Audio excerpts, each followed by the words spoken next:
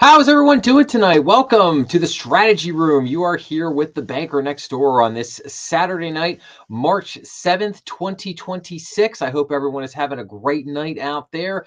We are in store for 2 hours of fun, adventure, and excitement. Well, maybe not all that, but I've got a lot of crazy week, absolutely crazy week. Private credit going into an absolute meltdown. Obviously, the Iran war. I don't really know if it's a war yet. I'll call it the conflict, the Iran conflict so far, really causing all kinds of mass turbulence in the markets. We got all kinds of swings in gold, silver, oil, bonds. Treasuries causing changes to interest rates, causing just changes to everything, economic outlook out there. The Fed has got a big meeting coming up here on March 17th and 18th. What are they going to do with interest rates? We just had a weak jobs report come out this week. So I got a tremendous amount of stuff to talk about. I've got a lot of tariff news to bring everybody. There was a lot of court actions that happened this week. Federal court basically said, hey, you got to pay up. The Trump administration came back and said, well, we can't, but then they just put something in place that may help them to do refunds, and then 20-something states sued them. So it was like I said, it was a crazy week out there with a lot of stuff. So with that being said, let's just jump into it here, shall we? So to start off, as we always do every week, just taking a look at the U.S. debt clock. We can see here that the U.S. national debt is at $38.8 trillion. That comes to debt per citizen of $113,197. Debt per taxpayer, $356,089. I'm sure all of us just have that lying around, just some spare change, right? The U.S. federal spending is still a little over $7 trillion, with the U.S. federal budget deficit coming in actually just a little under $1.7 trillion. So it actually made a little bit of an improvement here over the last week, which is good to see. We'll take every dollar that gets a little bit better. Now, they still have the tariff revenue on here at $375 billion, with revenue per taxpayer of $3,247. But we will see if that holds, at least in the short term, with these tariff refunds. Now, remember, not all of the tariff money, I kind of talked about this a lot last week, not all of the tariff money has to be refunded. It's just the tariffs that were being instituted under what was called the IEEPA. Now, those tariffs added up to, I've seen estimates at 130 billion, 140 billion, even as high as 175 billion, but they're not $375 billion. So again, a chunk of that money will probably end up having to be refunded. But Scott Bessent basically came out this week. It basically said the 15% global tariffs will be going into place coming up this week. So again, it's like, okay, we're going to, like I said before, we're going to hand you back this money, and then we're going to hand you a brand new tariff bill for a lot more money. So that basically seems to be how this thing is going to kind of play out, which is really weird and in certain ways unfortunate, but it's what we're going to see here. Now, the debt to GDP on federal debt is still up to 124%. That is obviously way crazy high, and we need that number to come back down a long, long ways. So that's our numbers here. Let's this is something I'm going to wait a little while to get into this. We will come back to this, but this was really interesting. So the regulators this week, so this was kind of a joint disclosure. This was between the FDIC, the Federal Reserve, the OCC. They put out this capital treatment of tokenized securities, frequently asked questions. Now, this is only about a page and a half, so this is about it. So it's not like this is a big in-depth thing. But I'm going to come back to this a little bit later when I get into the banking news, because I have a little tiny piece to read on this, and then we'll spend a couple minutes going through this. But I thought this was really interesting. And again, taking us down the highway of tokenization, taking us down the highway of the blockchain and distributed ledger technology, also known as DLT. So we'll come back to that. But And I don't know, you know what? I might wait a second to look at this. I might wait a second to look at, because I wanted to show you guys some of the just the posts here on the private credit market, but we'll get to that in just a minute. Let's first of all, let's take a look at interest rates and everything for a few minutes, shall we? And just take a look at kind of what happened this week. So the Dow Jones down. It basically closed the week out at 4750, obviously off about 2,500 points from breaking the high of 50,000. S&P down, the Nasdaq down a little bit, maybe not, maybe Nasdaq maybe not down as much as the other two. But we saw that this week. But then let's go over to bonds here. So the 10-year Treasury. I didn't want to go that far. This thing's not cooperating that well with me tonight, is it?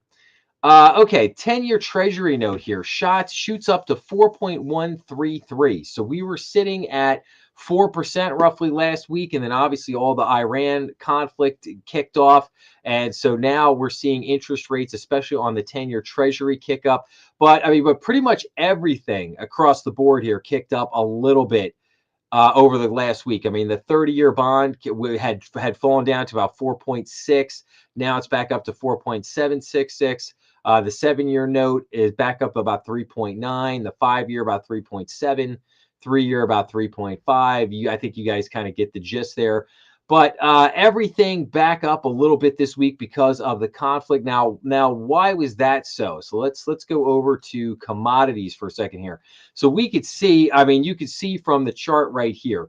Now this is crude oil futures. So you have two types of oil. You have crude oil futures, and then you have Brent crude futures. Now, crude oil is basically U.S. oil.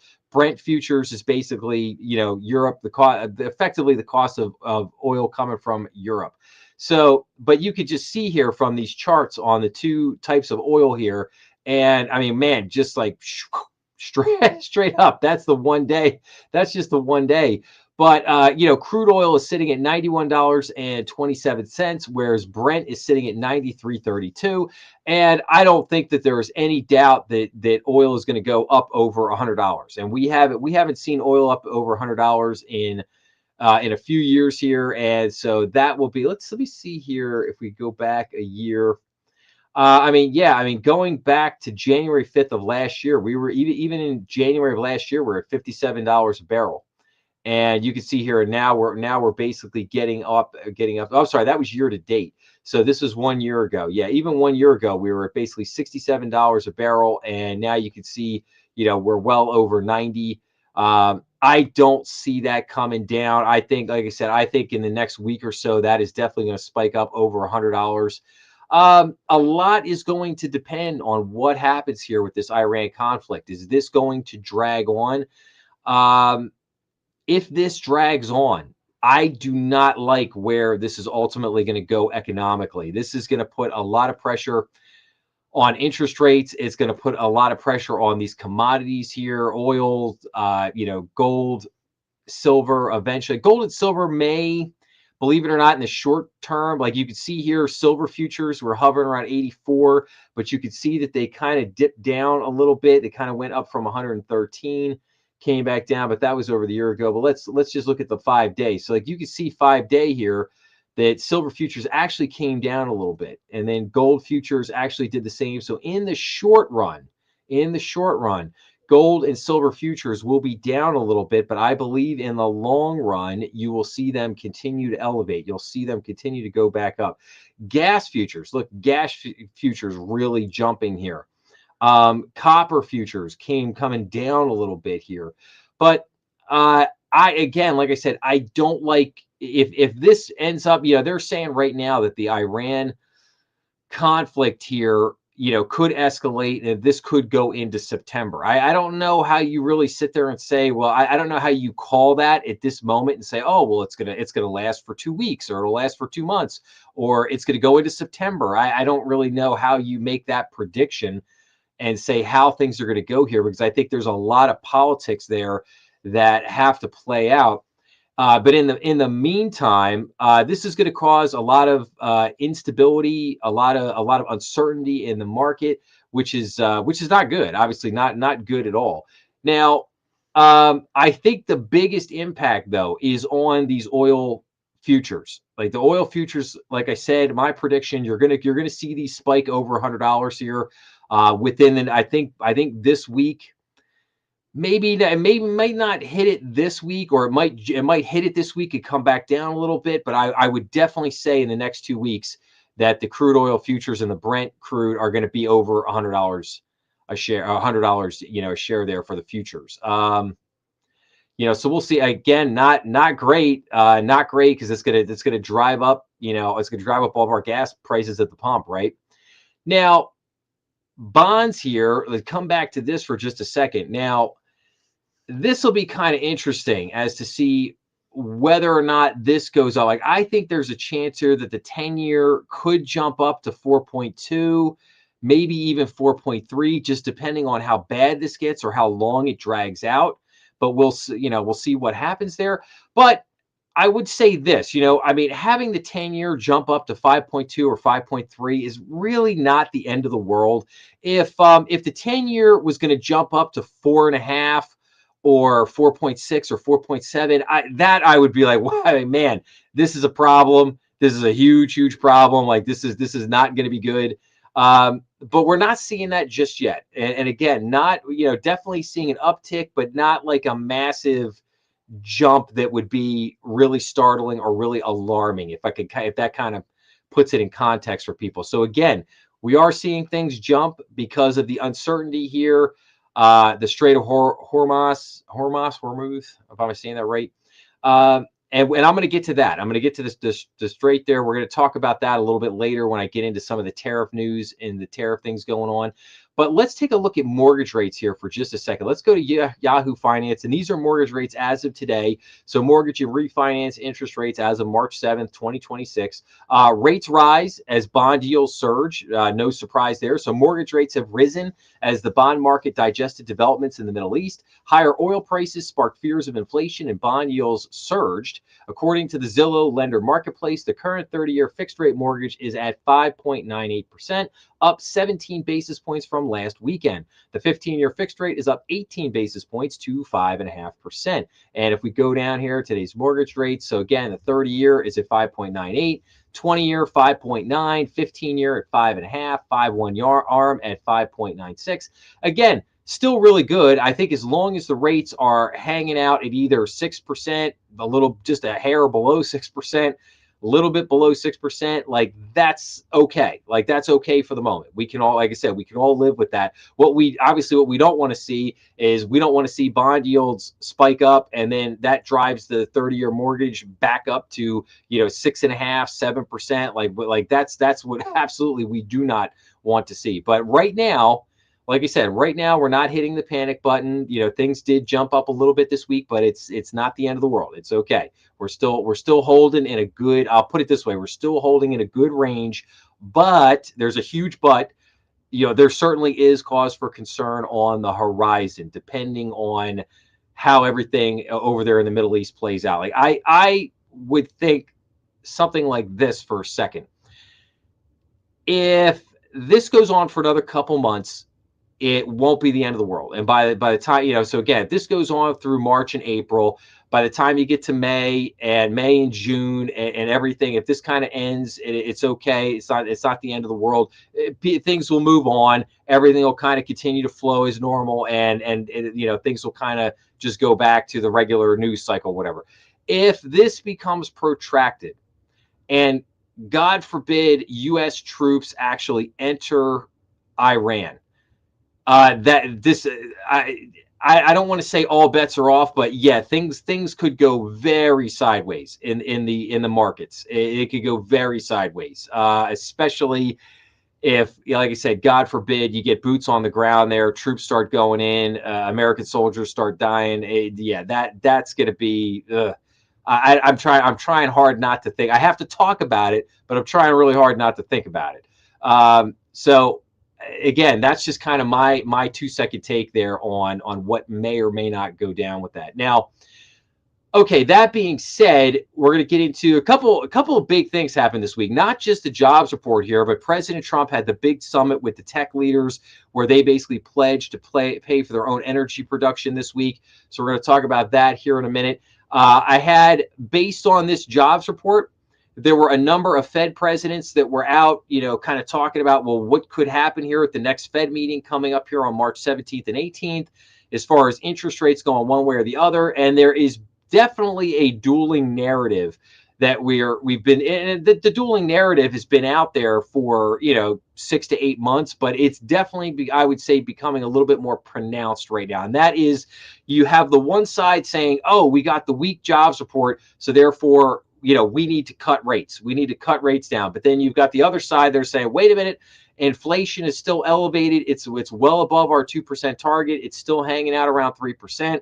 We just got some PCE and some CPI reports in the last couple of weeks here that basically said that inflation is still elevated and maybe even reaccelerating a little bit. So we cannot cut rates, and we might even need to raise rates back up a little bit. So that's the dueling narrative that you got out there right now. We're going to go through that here in just a second, but let's focus on the jobs report here for just a second. So the U.S. economy unexpectedly lost 92,000 jobs in February. The unemployment rate rose to 4.4%. Now, as I've said many, many times before, just keep in mind as a point of reference, 5% is a normal unemployment market. If we're below 5%, then everything is good. I don't really put too much stock if the unemployment rate's at 4.2, 4.3, 4.4. That doesn't matter. What I really key in on is the unemployment rate below 5%. If it is, check the box. Hey, we're good. We're still good. We're fine. If the unemployment rate is over 5%, well, how much over 5%? Is it 5.25? Is it 5.5? If it's over 5%, just a little bit, then it's like, okay, then you're definitely seeing a softening, a weakening of the labor market. Not necessarily the end of the world. If you see unemployment start to rise up to 6, 7, 8%, obviously then you've got a big problem. You've got a big problem on your hands. But again, just keep the context on the unemployment rate. If it's below 5%, that's great. We're doing fine. There's definitely a softening of the labor market, but is the labor market collapsing? Like, no, it's not. So, but let's read what this says for a second here. So the U.S. economy unexpectedly lost jobs last month, reversing January's better than expected performance. New government data released on March 6th show. Payrolls declined by $92,000 in February from the previous month's downwardly revised 126,000 increase, according to the Bureau of Labor Statistics. The unemployment rate edged up to 4.4 from 4.3%. Economists had forecasted a nearly 60,000 plus new jobs and a jobless rate holding steady at 4.3%. Well, that was ugly. Mark Herrick, senior economic analyst at Barclay, said in a statement to the Epoch Times. So average hourly earnings rose 0.4% monthly and 3.8% per year over year, higher than consensus estimates. So the average hourly earnings actually were doing pretty good. That's always a good sign. Social assistance was one of the few industries to record a record gain, rising by 9,000 jobs.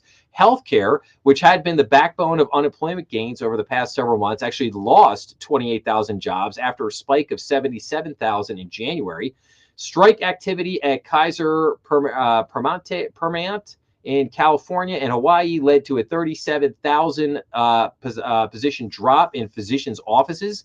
The situation has since been resolved, but the labor disruption occurred during the Bureau's reporting period. This was partly offset by a $12,000 job increase in hospitals. The information services sector was hit hard last month by layoffs linked to artificial intelligence. The industry's payrolls fell by 11,000. I'm going to hold the AI comments. Hold that for just a second, okay? I'm not totally sold on that, and I'm going to just be patient. I'm going to show you here in 3 minutes when we get to it, okay? So just relax on that one for a second. Manufacturing employment was down by 12,000, while payrolls in transportation and warehousing dropped by 11,000.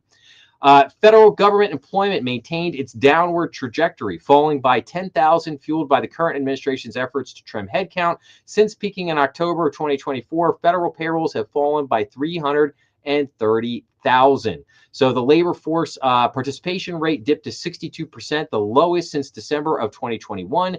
January's reading was sharply adjusted lower to 62.1% from 62.5%. So there you kind of have the employment numbers there, getting into the nitty gritty of what happened there. But I do want to point this out for a second. So as I just said there in that last sentence, so the federal workforce has shrank by 12% in Trump's first year back in office. The latest figures reflect the president's efforts to fulfill his pledge to reduce the federal bureaucracy. So the U.S. government's civilian workforce shrank by about 12% over the first year of the Trump administration. The latest federal data show. So figures updated on March 4th by the Office of Personnel Management, otherwise known as OPM, indicates that as of January 20th, 2026, the federal civilian headcount stood at a little over 2 million, at 2,035,000, a net decrease of 264,000 employees compared with the level on January 20th, 2025, right before President Trump's inauguration. The cuts were across federal departments, but the steepest reduction in absolute terms was at the Department of War. Interestingly enough, the Department of War, which had shed a net 78,000 positions over the period. That was followed by the Treasury and Department of Veteran Affairs, which eliminated a net 28,951 and 27,890 jobs, respectively. This is the first time since 2015 that the VA has not recorded a net increase in its workforce. The Department of Homeland Security was the only department to have a net gain in personnel, adding 801 employees amid intensified immigration and border enforcement efforts. So again, this is really interesting. And the reason why I point this out is because I think you have to take this with a little bit of a grain of salt, because what is the primary thing here, when you look at the unemployment numbers over the last year, you see in certain areas this going down. Obviously, the shrinking of the federal workforce, cutting somewhere between 264 and 300,000 from the federal payrolls. And again, the federal government still has over 2 million employees, making them, by far the largest employer in the United States. So there's no doubt that you have massive bloat in the government, and the government absolutely needed, the size of government needs to be reduced, and needs to be reduced further. And what is interesting about this that I find is that you're not seeing, how do I want to say this? Like you're not seeing a lot of articles, and if you were seeing them, I would be reporting on them. You're not seeing like, oh, there's massive lines at the VA, or, oh, I went into this department, I can't get this, or I can't find that. Like everything seems to be, for the most part, functioning okay. So again, you have to kind of ask yourself, what were a lot of these people doing? If you could cut that many employees basically, and everything is still good, yeah, obviously there's a lot of bloat there. And I'd probably make the argument that, yeah, you could probably cut some more. You might be able to cut another 300,000 and you're probably still be A-okay. So, but the point being is that these numbers play into the unemployment numbers. And I think that sometimes people see this and they go, and again, and what I just said when I was reading through this article was that 10,000 of that 92,000, 10,000 was coming from federal workers. There were federal reduction in federal employees. That is definitely smaller than some of the layoffs that we had seen in previous reports over the last 8-9 months. Now, and again, you kind of looked at that and you said, oh man, like this unemployment report, it doesn't really look good. What's going on there? And again, a lot of it was attributed to the reduction in this federal workforce. So I just want to point that out, that is part of this number. It is part of what is going on there. So do we have a softening of the labor market? We do. But is it necessarily as bad, perhaps, as what some of these numbers look like? No, I don't believe it is quite as bad as that. Now, again, I'm going to go back to the AI narrative for a second. Now it says here, oh my gosh, the AI is taking all these jobs are going to be cut or whatever. Maybe. So, but let's go in. You know what? I'm going to do here? I'm going to skip ahead because I'll come back to the Fed stuff here in a second. I want to skip ahead. I want to show you guys this because I'm on the AI thing. So I saw this week and I said, bravo.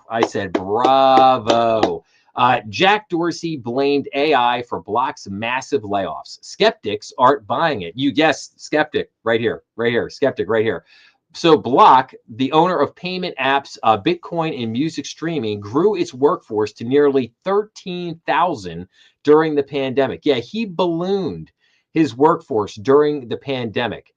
And you can see here from this chart, look at his headcount. From 2020, he's got about 5,800 workers here in 2020, and he just balloons it up to over almost 13,000 here in 2023 before he started steadily bringing it back down.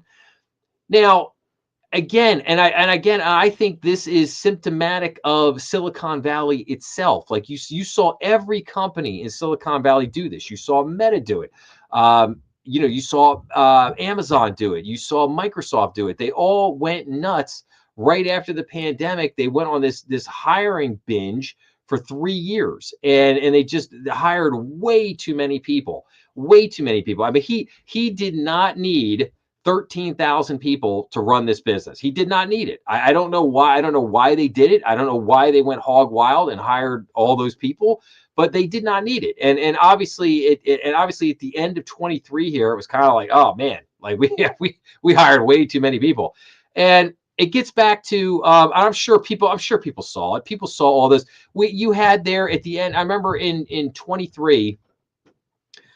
You had the TikTok videos. You had I'll never forget. I was watching the girl. She was working for Google, and she literally she did a video of like her whole day at Google. She's getting paid over like $200,000 a year, and she literally worked. She did nothing all day long. I think she went into a meeting for a half hour or something like that. And then the rest of the day was like, oh yeah, I'm getting my double mocha coffee latte over here. And then I'm going up to the employee lounge. And then I'm going over here and it's happy hour and I'm getting my wine and whatever. And it's like, I was just like, what? It's like, what is happening? So that was the obvious tell that like you hired way too many people. You got way too many people on your payroll. You got to cut back. And then I think one of the greatest examples of all time was Twitter. Elon buys Twitter. He comes in there. He literally gets rid of 60 to 70% of their workforce, and they don't miss a beat. Like they didn't miss a beat. Like if that doesn't tell you that you've got too many people working there, I don't know what does. So here, but of course, Jack Dorsey, he comes out and he wants to blame this on AI because that's fashionable, right? That's the trend at the moment. And I don't know why he wants I don't know why, I guess at the end of the day, he just didn't want to look foolish. Like he just didn't want to come out and say, you know what, I messed up. I hired too many people. And now, we need to lay some people off because we need to get things back. We need to get back to like equilibrium here with our efficiency and running things the best way possible. But I'm sorry, the whole AI narrative here of oh well, we just have all this AI tech and these AI agents and these bots and they're just replacing all these people because we just don't need them because of our efficiencies. Like no. This is as classic as it gets. You hired too many people and now you need to lay people off, and he's just using the AI narrative as a way to do it. And I think a lot of companies out there are doing the same thing right now. I think they're just using this AI narrative. I mean, look, we have all, I don't know if I can say everybody, but a lot of us out there, I'm sure everybody listening right now, like we've used AI. Like I have used AI. I've used a bunch of different, I've used Gemini, I've used Grok, I've used OpenAI, I've used Claude, I've used a bunch of these AIs, right? They're really cool. They do a lot of really interesting stuff, but are they perfect? No. Can you tell? Can you still tell with the writing that something that is AI versus something is written by a person? Yes, absolutely. If you look at it, you could tell. Do I feel like the AI and the things that I've seen are good enough to replace people's jobs? Like, no, no, I really don't. I really just I don't think so. I just I had not. I'm not saying it won't be. I'm not saying that won't happen in the next 3 years, 5 years, whatever. It could. It very well may. But I don't believe it right this minute. Right this minute, I do not believe it. Until I see it in all of its glory, I don't believe it. Like I said, right now, I believe what you're seeing is this corporate narrative, and people like Jack Dorsey are throwing this out and just using this as an excuse to lay people off. And it's just as simple as that. So I'm calling a little bit of BS on the whole AI narrative at the moment. All right, so that's it. That's my big take on that. So okay. Now let's go back to the Fed conversation here for a minute. So we have this bad jobs report. Now what? Okay, so a couple of Fed governors came out. So we had here the Fed governor Mirren basically says the job losses in February add to the case for more interest rate cuts. So Federal Reserve Governor Stephen Mirren said in the CNBC interview on Friday that the weak jobs reports bolster the rationale for the central bank to lower interest rates further. If Mirren had his way, the rate would be around neutral, which he deems to be about a full percentage point lower. So that'd be very aggressive, but okay. Now we look at San Francisco Fed's daily says the jobs report complicates interest rate calls. So San Francisco Federal Reserve President Mary Daly said Friday the weak February jobs report adds to a difficult policymaking environment. In a CNBC interview, Daly did not commit to a position on interest rates, but said a softening labor market combined with inflation still running above the central bank's 2% targets complicates further decisions. So in other words, if you read between the lines on that, what she's saying is that she would not reduce interest rates anymore because she's basically looking at the inflation. She doesn't really care about the jobs market. It was what she's telling you there. That's what it says. Oh well, it complicates the future decision. So in other words, what she's saying there, if you read between the lines, is she doesn't care about the job market. She's more focused on inflation. Inflation is not coming down to her, has not come down to her satisfaction, and therefore she would not be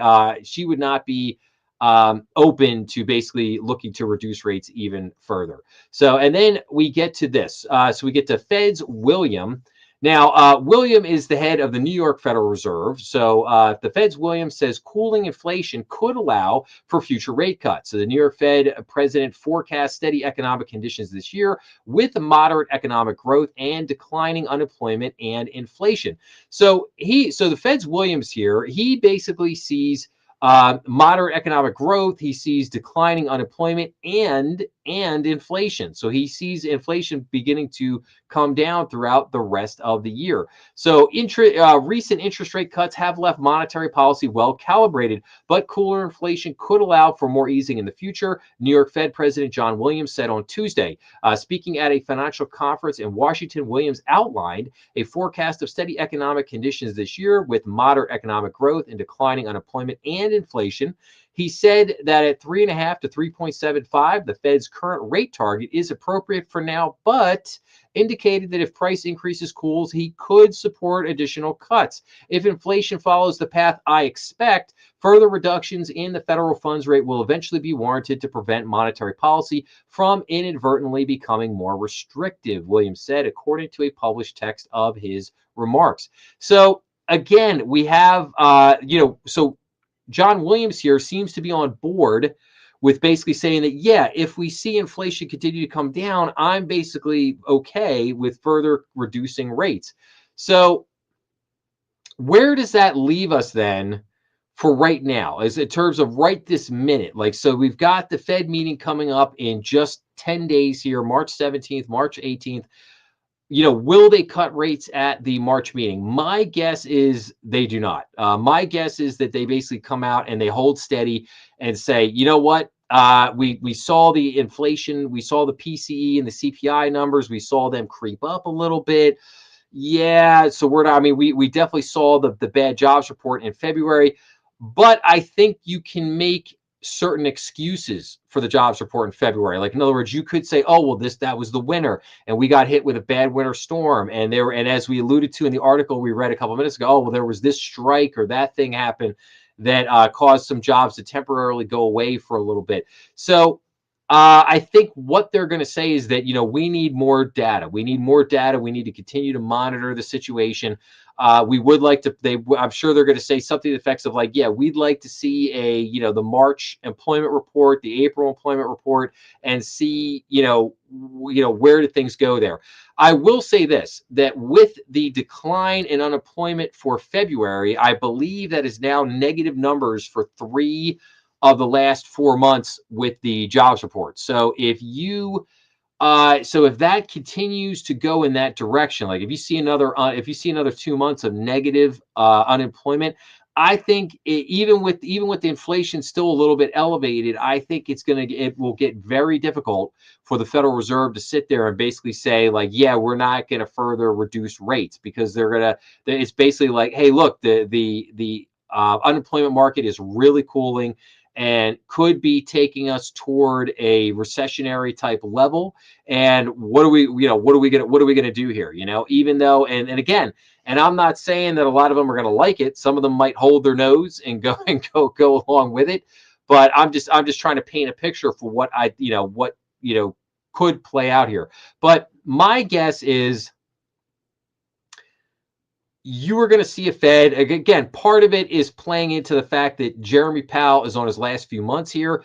I really don't think that Jeremy Powell, I think he gave us 75 basis points of rate cuts at the end of last year. I think that's really all he was willing to give. I don't think he's going to, do anything else. And I think, unfortunately, I think the data that we've seen that has come out is basically handing him the perfect excuse to sit pat and do nothing at the moment. So that's basically how I see that kind of going now. And again, to my point here, so Trump officially nominates Kevin Warsh as the Fed chair to replace Jeremy Powell. So President Trump officially nominated Kevin Warsh. Warsh, if confirmed by the Senate, would succeed Fed Chair Jeremy Powell in May. So President Donald Trump on Wednesday officially nominated Kevin Warsh to be the next chair of the Federal Reserve. Warsh, if confirmed by the Senate, would succeed Fed Chairman Jeremy Powell for a 4-year term. Trump's nomination was transmitted to the Senate, the White House said in a statement posted online on Wednesday. That transmittal came more than a month after Trump first publicly announced he wanted Warsh as the Fed chairman. Senator Tom Tillis, a North Carolina Republican, has said that he would block Warsh's nomination for proceeding in the Senate until a federal criminal investigation of Powell by the U.S. Attorney's Office in Washington, D.C. is dropped. Tillis' stance could prevent the nomination from being considered by the full Senate. Powell said in mid-January that he was under investigation in connection with the $2.5 billion renovation of the Federal Reserve's headquarters in Washington, and his testimony about the project to the Senate. So we'll see. We'll see if this confirmation process gets a little testy. But like I said, with Kevin Warsh being nominated again, I think this is just another element that Jeremy Powell is basically going to sit there and say, you know what, Kevin Warsh is in, I'm out. I did what I did. The president was beating me up all last year. I did bring the rates down a little bit. I think he did that just as kind of a CYA to say, hey, look, I did bring the rates down a little bit, didn't I? So again, we'll see what happens here. But my guess, again, is that in 10 days, on March 17th and 18th, when the Federal Reserve gets together, that basically they will hold pat. And like I said, they're going to have some kind of verbiage out there that, hey, we're still continuing to monitor the labor market, which continues to soften. We're continuing to monitor inflation. Inflation was a little bit elevated based on the reports and stuff that we've seen over the last few weeks. And that's going to be their rationale, basically, in a nutshell. So, all right, so what were some of the other big things this week? Well, President Trump, he had the tech companies basically stop over to the White House to sign a ratepayer protection pledge to cover data center energy costs. So administration officials met with industry leaders to navigate fast data center development while enhancing the power grid and working to lower energy prices. Now,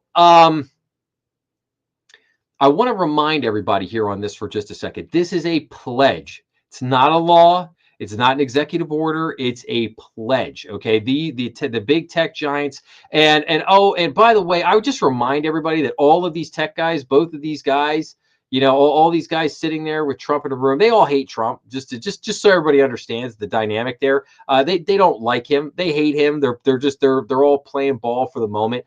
But I just don't think. I mean, this pledge to me, it doesn't mean anything. Do any of these guys want to foot the energy bill? No. No, they want to build data centers, and they want all of us. They want the consumers to foot the energy bill. They don't want to have to pay this bill. And so they'll come out, they'll play ball for the moment.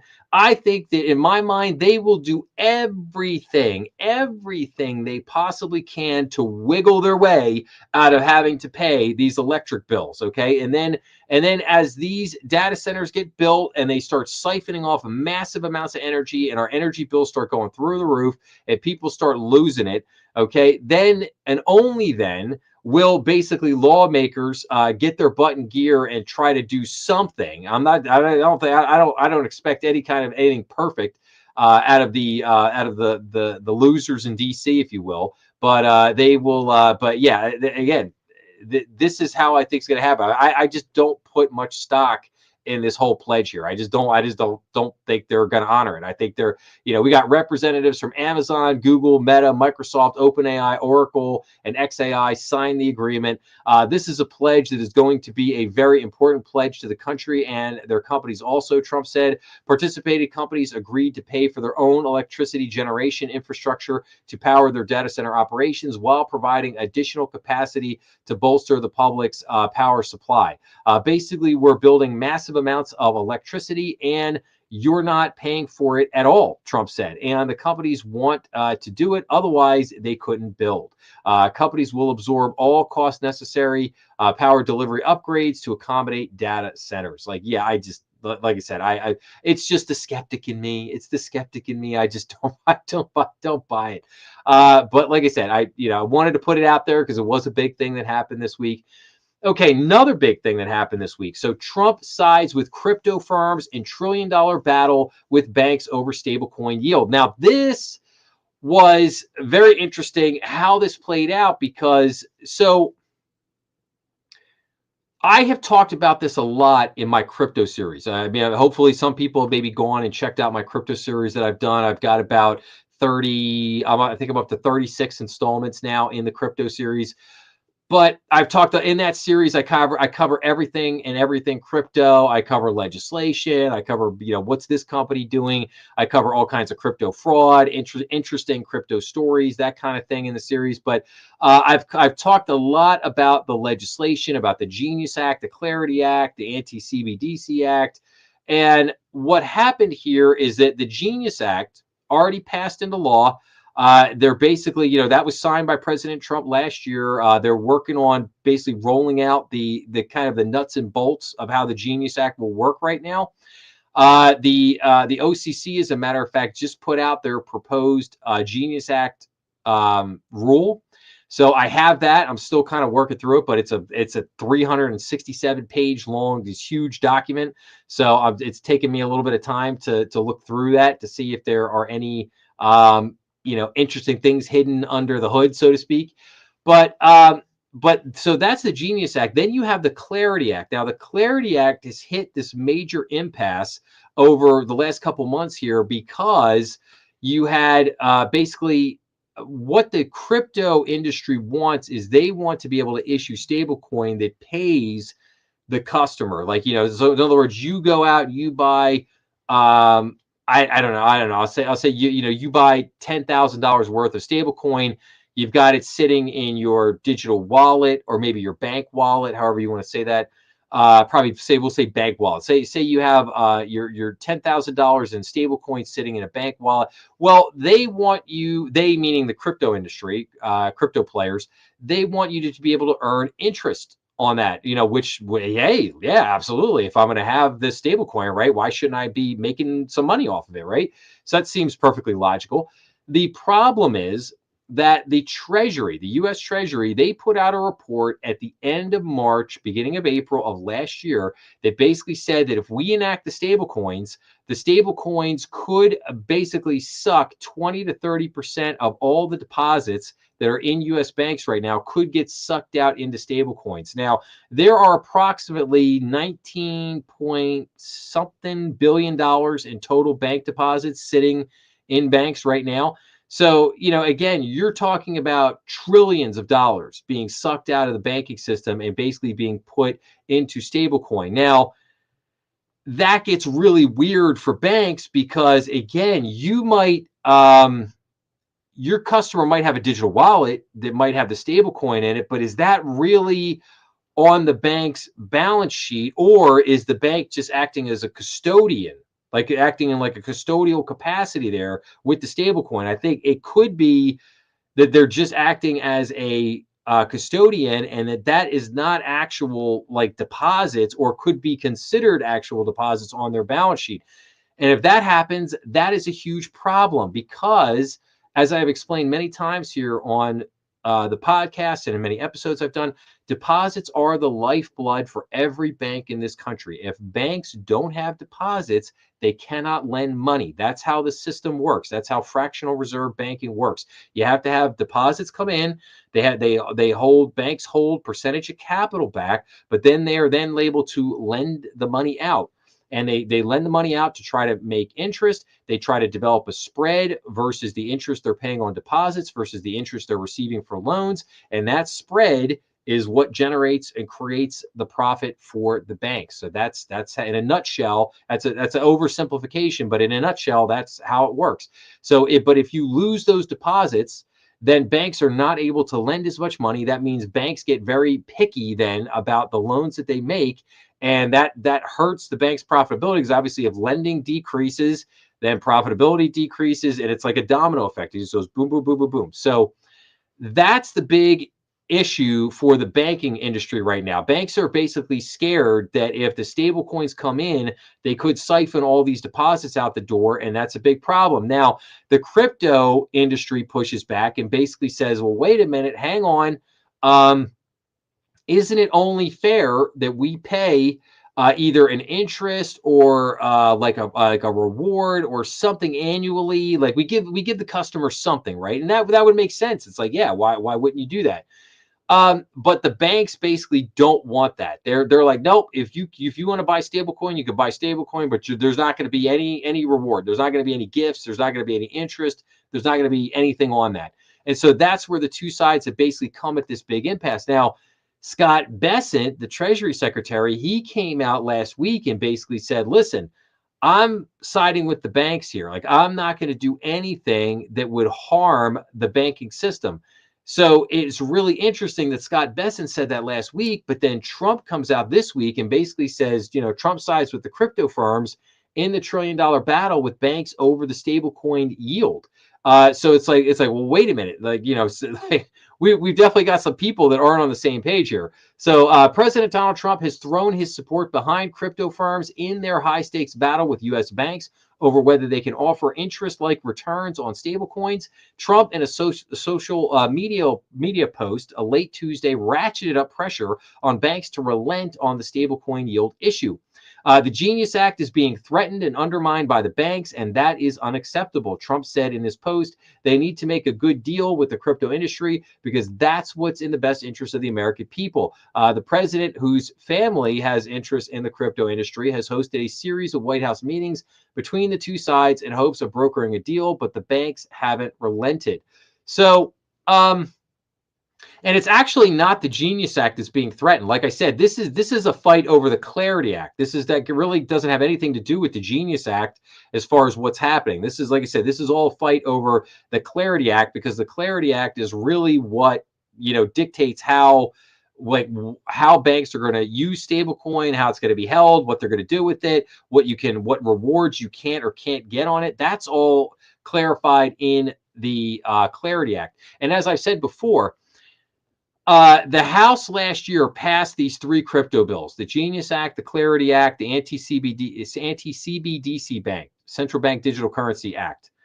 So those three acts make up what I call the three-legged stool of crypto regulation. And as I expressed many times over the last year, you really need all three of those pieces of legislation to pass and come through in order to have the complete regulatory framework around crypto assets.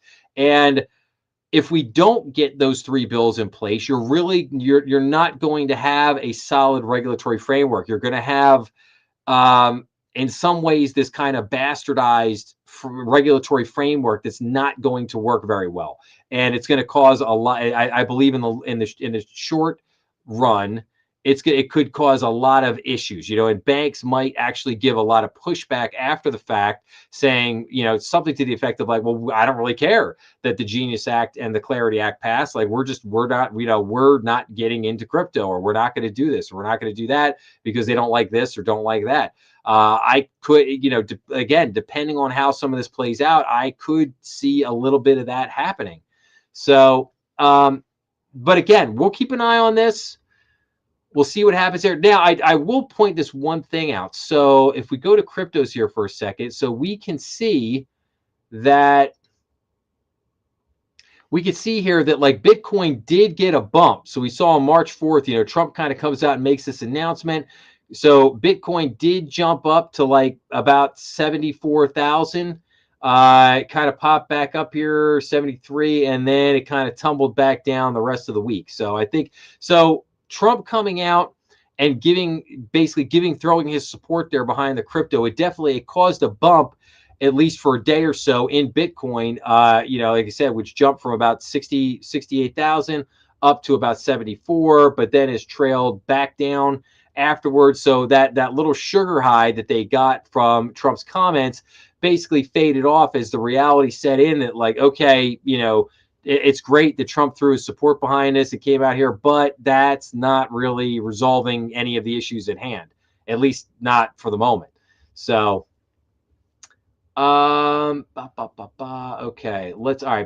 that's the crypto thing for a moment. So, like I said, we'll keep an eye on that, but let's move on. Okay. This was huge lawsuit. Well, actually, court settlement.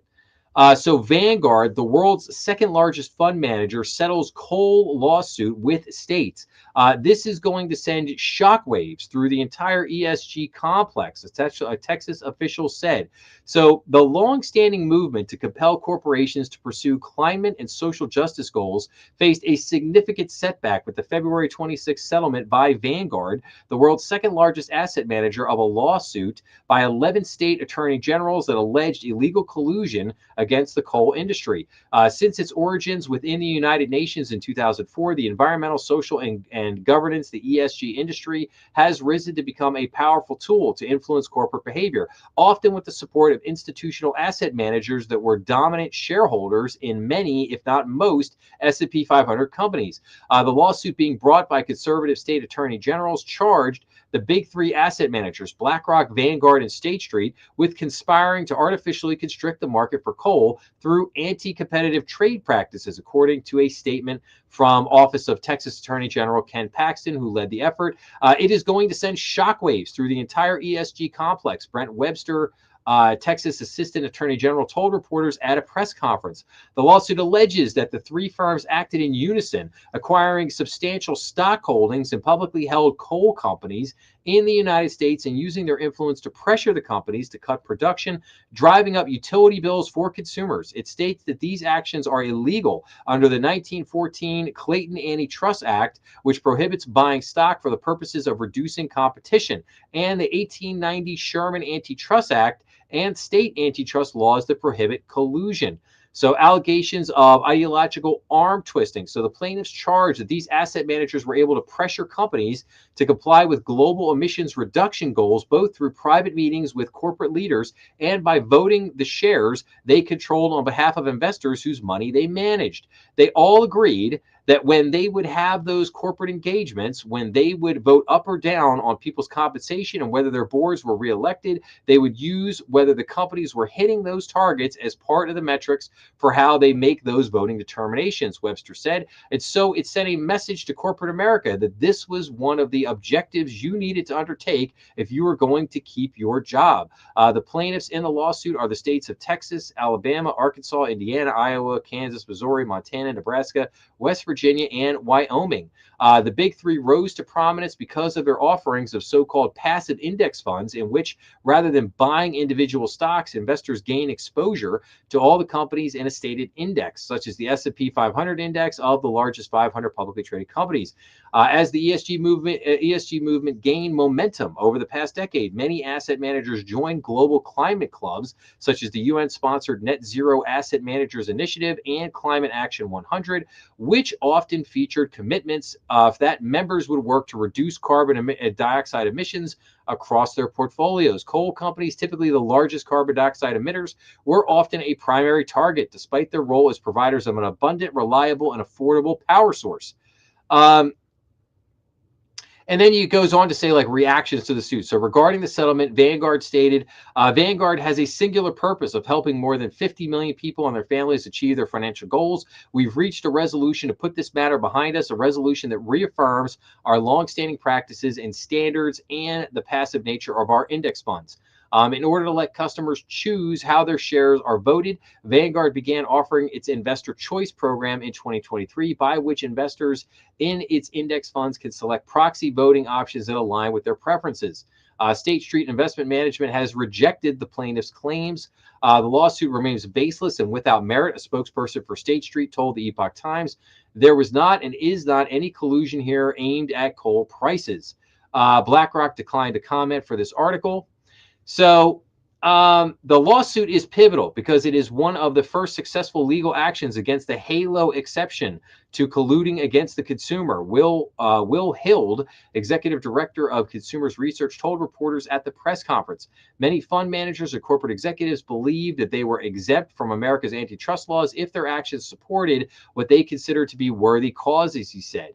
So, yes, I am no fan of ESG. I have never been a fan of ESG. I think ESG goes right along with a lot of the other nonsense with the DEI, the CRT, the ESG. It is all the same stuff. It's all the same. It's all the same garbage in a different, under a different name. Now, I think this settlement is a great first step. It doesn't get all the way where it needs to be, but I have said for years that I did not like the way that Vanguard, State Street, and BlackRock were doing the things that they were doing. This basically, all right, we're gonna buy up shares in this company, and then we're going to basically put the pressure on. We're gonna tighten the screws to put the pressure on, and basically tell them that you're gonna put on the board who we want you to put on the board. You're gonna vote the way we want you to vote, and you're gonna do the things that we tell you to do. I mean, it's like, wait a minute, man. Like these are publicly traded companies. They're not, if their customers have a beef, then the customers can boycott the company, and the company can basically sit there and say, oh man, we've really upset our customers. We should start doing something differently. Or, hey, you get bad press or whatever. But this was absolutely a power play by these big, massive index, not even index funds, but just money managers. And I believe that Vanguard, State Street, and BlackRock have gotten way too big. I think they all need to be broken up. Even the great Jack Bogle, who was the founder of Vanguard, even toward the end of his life, he began to wonder if his creation had become too big and too massive and too wieldy and had too much power and too much influence and had really grown vastly beyond what he had ever even imagined the company would be. I think even toward the end of his life, Mr. Bogle basically began to question that a little bit. And again, I truly believe that these companies have gotten way too big, have way too much power and influence, and should be broken up. And if not broken up, then definitely reined in some realistic fashion to make sure that things like this do not happen again. That basically that they are not able to put their thumb on the scale. Like these guys are, even if you want to call them investment managers, whatever, they're there to help people create a fund, and it's going to be a low cost fund. It's going to be easy for people to get in and out of. They're going to help set up different types of investments and stuff like that. That's what they're there for. They're not there to dictate to corporations how they're going to run their companies and who's going to be their CEO and who's going to be on their board and what their corporate policies are going to be. That is so far beyond what these companies were ever designed to do. I don't think anybody thought, 40 years ago, they're like, oh yeah, BlackRock is going to become this giant behemoth, and they're going to become this massive, 900-pound, gorilla in the room that's gonna beat everybody up and take everybody's lunch. I don't think that was how these things were originally conceived. So, but all right, that's my BlackRock and Vanguard and ESG soapbox for the moment. But again, great first step here on this lawsuit. Hopefully we'll see more. It seems like State Street and BlackRock are being a little defiant at the moment, but with Vanguard folding, I gotta believe it won't be too far into the future, but they will start changing their tune and they will come along, maybe kicking and screaming, but they'll get there. So, all right, baby. Let's talk about private credit for a few minutes, shall we? So private credit, hang on a second. So we had big happenings this week with the private credit market.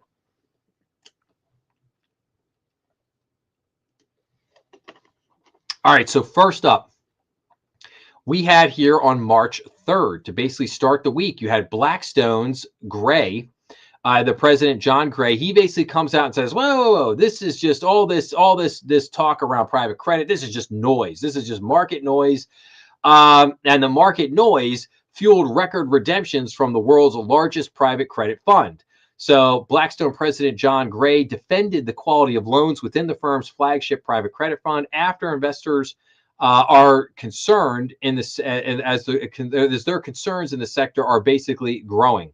So Blackstone president John Gray on Tuesday defended the quality of loans within the firm's flagship private credit fund after investors pulled nearly 8% from it in the last quarter. The alternative asset management giant said in a late Monday filing that allowed investors to withdraw 7.9%, which he called the largest private credit fund in the world with about $82 billion invested.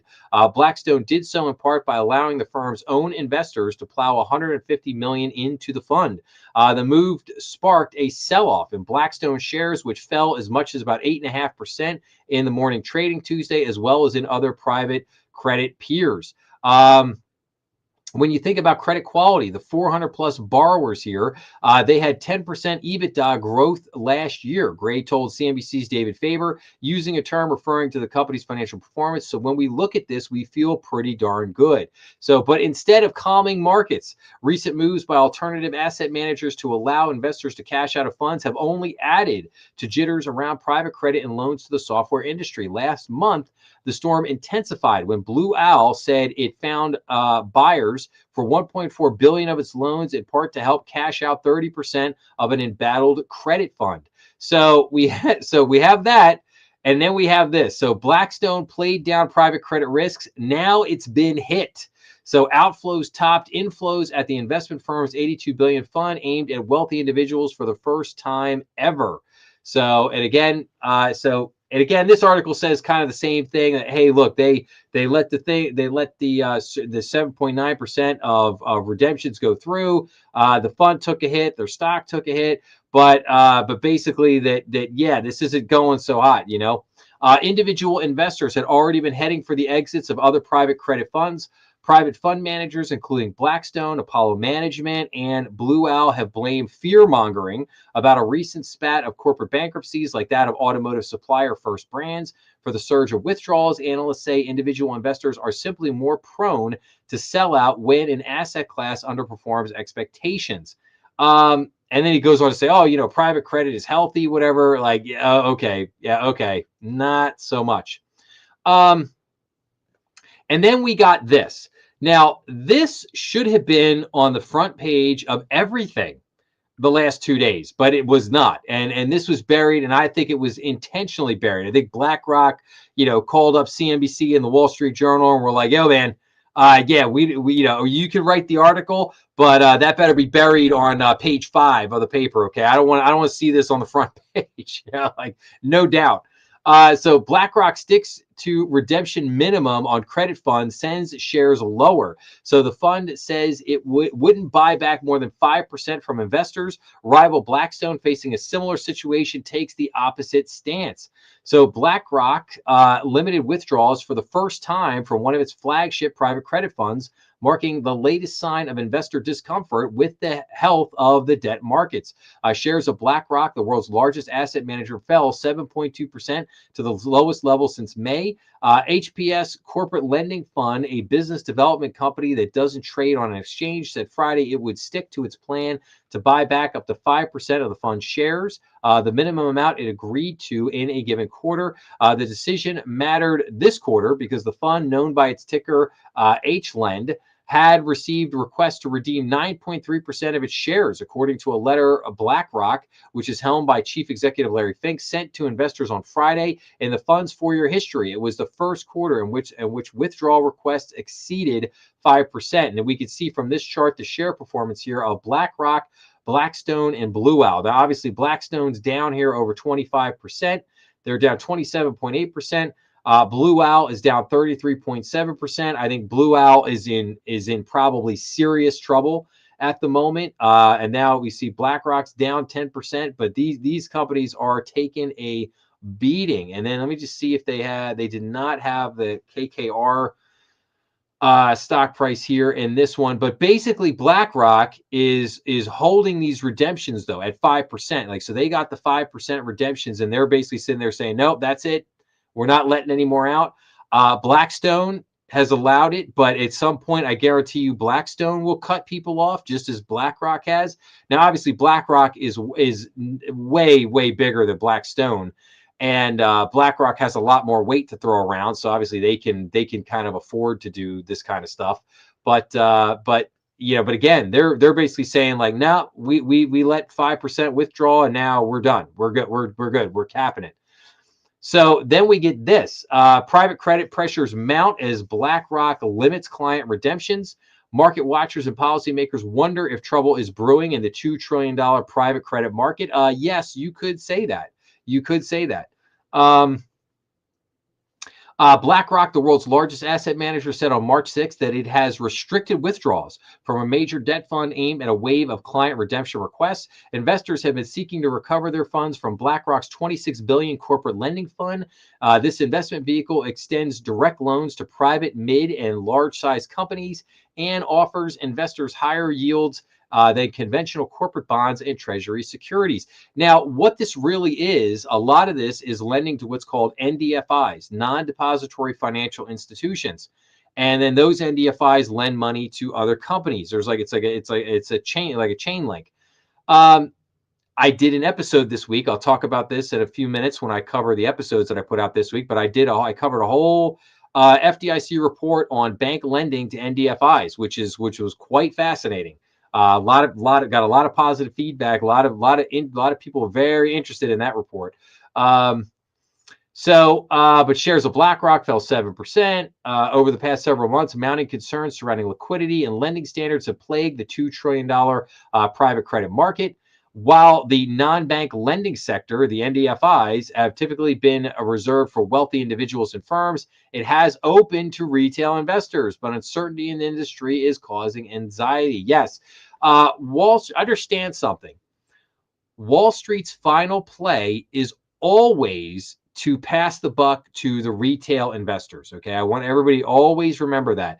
That is always their play. That is always the long game, is to create it, sell it, pass the risk. Okay. And basically pass the risk on until you collect your fee and you pass the risk on to the next party. That's always their MO. It's always the end game. It's like, okay, how can we they know they have a turd burger. They know they have a giant turd burger, and they're like, okay, how can we pass this on and get out of here before this thing blows up? It's in that respect, It is '07 and '08 all over again, because that is exactly what they did in '07 and '08 with the whole mortgages and the CDOs and everything. That was all about collecting the fee and passing the buck. And the private credit market here is really no different. All right, but let's keep going here. So they built the hottest firm on Wall Street. Now they have to save it. So Doug Ostrover and Mark Lipschultz made Blue Owl a private credit behemoth with bets on software, AI, and individual investors. It is starting to show cracks. One might say that. The executives joined forces to launch fund manager Blue Owl Capital, turning it into a powerhouse in the booming business of lending to private companies without the use of banks. They pounced on trends early, zeroing in on lending to software companies, plowing money into artificial intelligence, and selling their funds to wealthy individuals. Ostrover and Lipschultz became instant billionaires, buying a hockey team, a piece of a football team, and luxury real estate. Now the foundations of their empire are cracking, raising questions about the once sizzling industry's future and transfixing Wall Street in a mix of Schadenfreude and anxiety. Schadenfreude. Spooked by a series of shocks in the wider credit market, individual investors who put cash into some Blue Owl funds have been asking for their money back. The firm recently said it was unloading loans to raise cash for investor payouts. Fears about the impact of AI on software companies and Blue Owl's portfolio have weighed on its market value, which has lost about $24 billion in around a year. They lost $24 billion in about a year. Then you see Blue Owl stock price. Now, this was one of the charts I was looking for here. So you can see here, Apollo, Blackstone, KKR, Ares Management Corp, and Blue Owl. They're nosediving. These are all nosedive. Apollo is down 23%. Blackstone's down 33%. KKR 37%. Ares Management 37%. Blue Owl 43%. I mean, that's what you call a nosedive. That's not dropping. That's not meeting market resistance. That's taken a nosedive. So you can see here that this private credit momentum, this is not going to lend. This is not going to ease up. I promise you that. And then let's get into a couple other things here. So Western Alliance. Western Alliance was a bank out in California that was very lucky to survive the 2023 banking crisis out there that took down, obviously, Silicon Valley Bank and Silvergate Bank, Republic First Bank. I'm sorry, First Republic Bank. First Republic. Republic First Bank was actually over here in Jersey.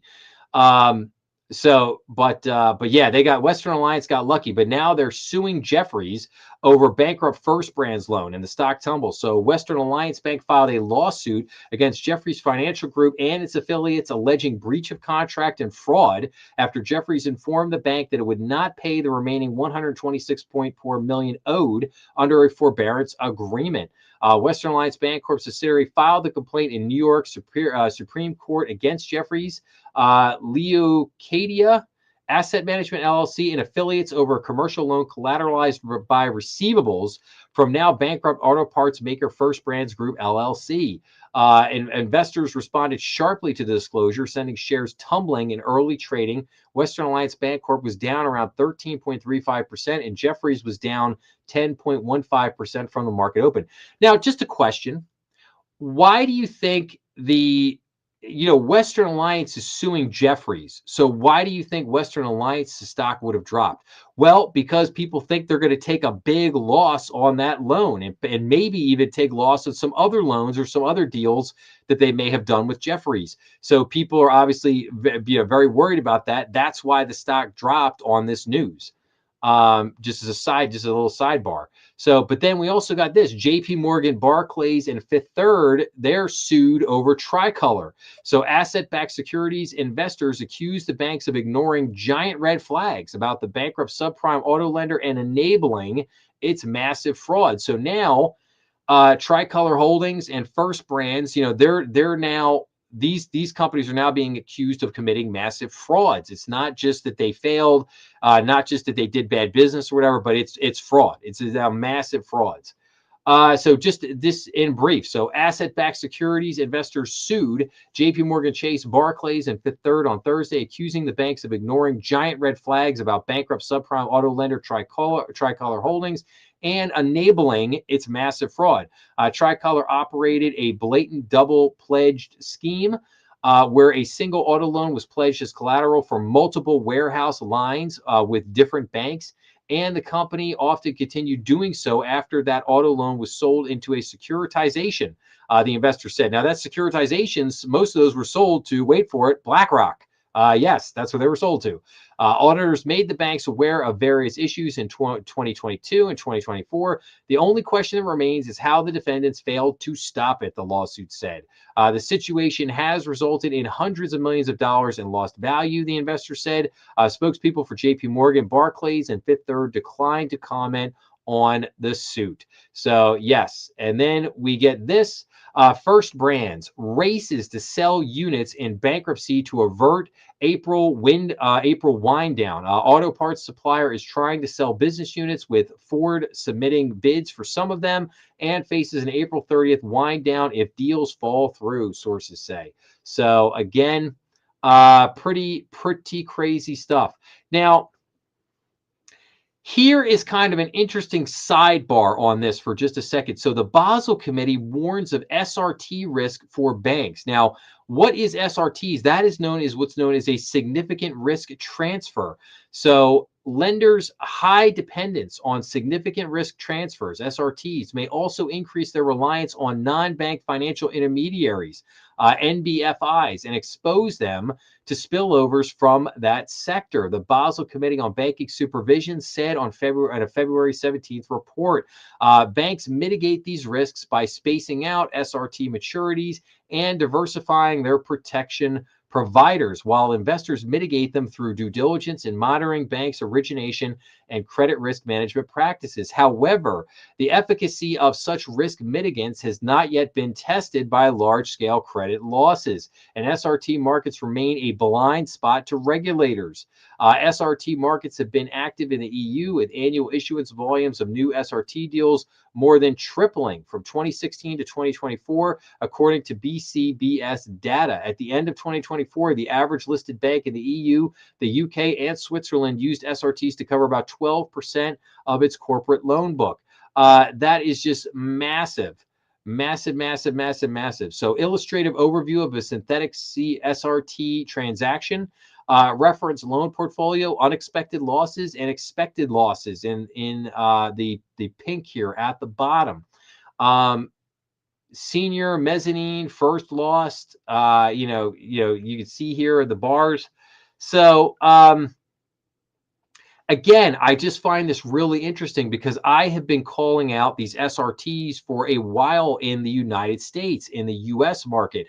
You could see that basically banks, especially the bigger banks, if they would basically, okay, you want to lay off, maybe you want to lay off a little bit of credit risk, but you could see that what they were doing, they were basically saying, oh, okay, we might have a problem here with this, so we're just going to transfer this risk.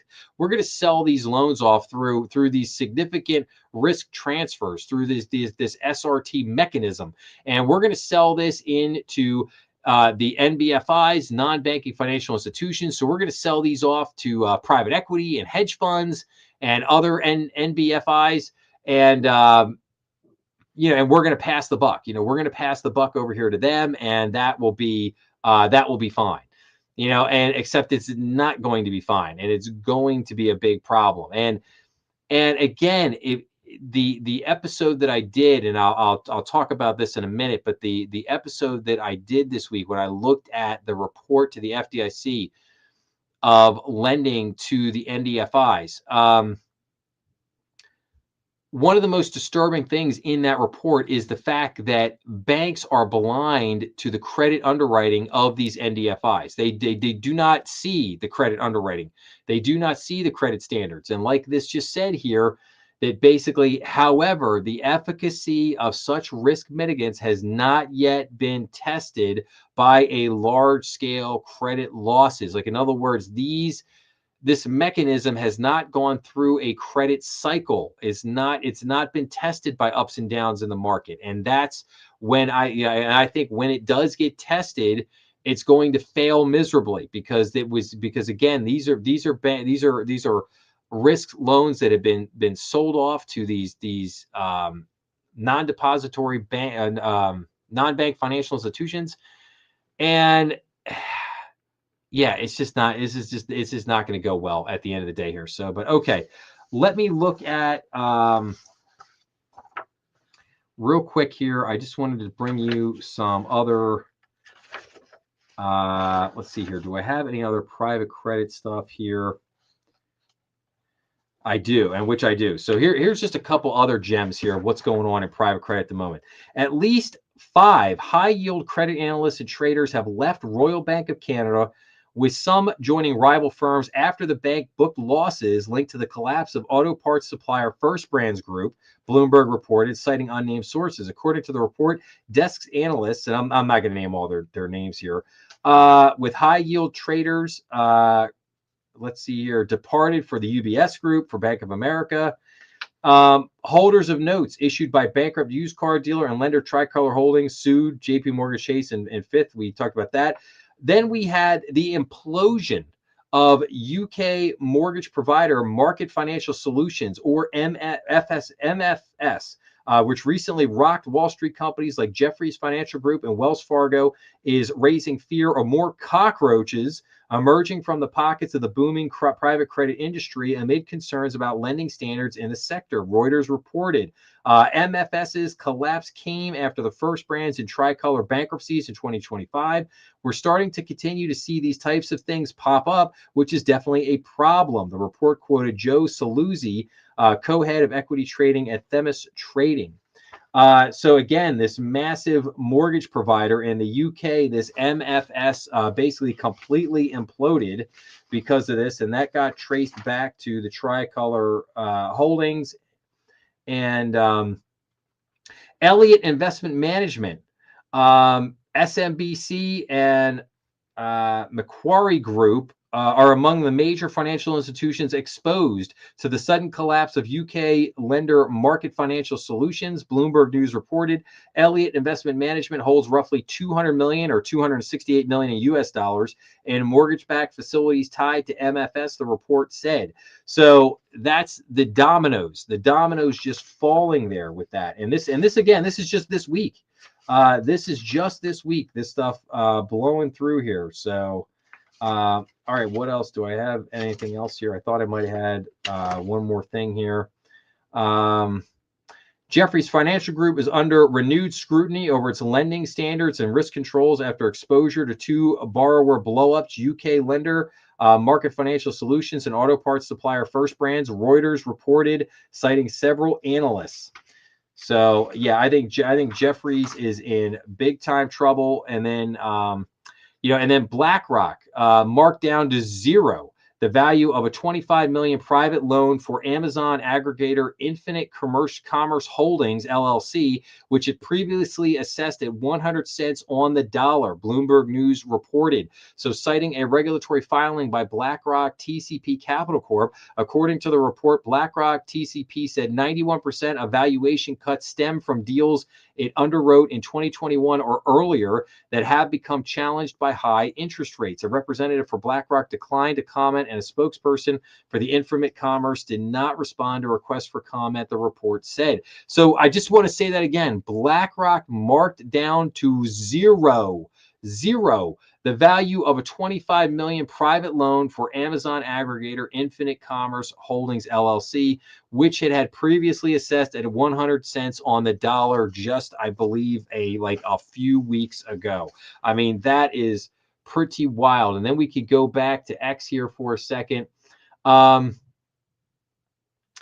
just a couple marks here on private credit market there, and I'll make this a little bit bigger here, so hopefully everybody can kind of see this a little bit here. Wait, let's go back there. There's another problem in this market. Unlike junk bonds or mortgage-backed bonds, which have a well-established secondary market, the private credit secondary market is very shallow. It's called private credit secondaries and only accounts for about 1 to 3% of outstanding market. Price discovery will be difficult. With bid and ask spreads, you can drive a truck through. Yeah, that's one way to put it. Private credit. BlackRock limits withdrawals from a private credit fund. Welcome to the Roach Motel. You could check in, but you can't check out. Like breaking. BlackRock just froze 1.2 billion in withdrawal requests at a private credit fund. Here's what's happening. Investors in BlackRock's 26 billion fund asked to pull out 9.3% of their money. BlackRock said no, capped withdrawals at 5%. Blackstone's $82 billion fund saw record withdrawal requests the same week. Blackstone had to put in 400 million of its own cash to cover the exits. Two of the biggest funds on the planet are limiting how much you could take out.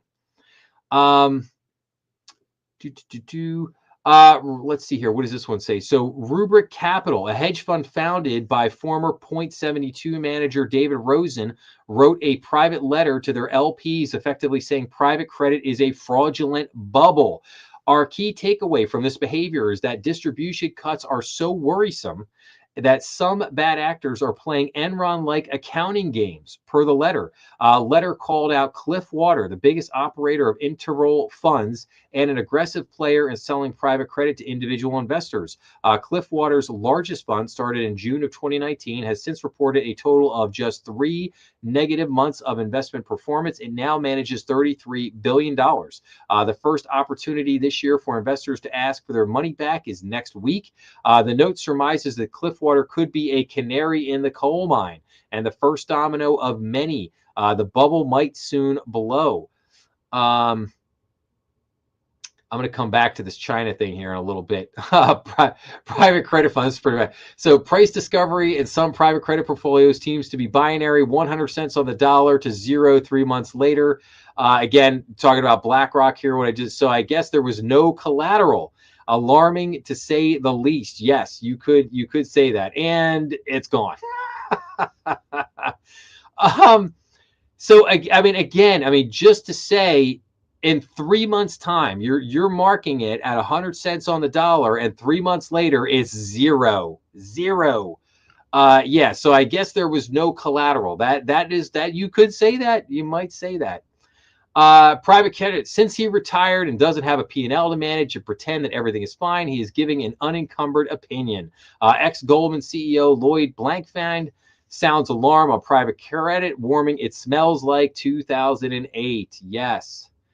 Apollo CEO Mark Rowan warned that a shakeout is coming for private credit firms as the industry faces a wave of concerns about rising defaults on loans to software companies. The OPAC $2 trillion private credit market is undergoing a shakeout, according to a major player in the market.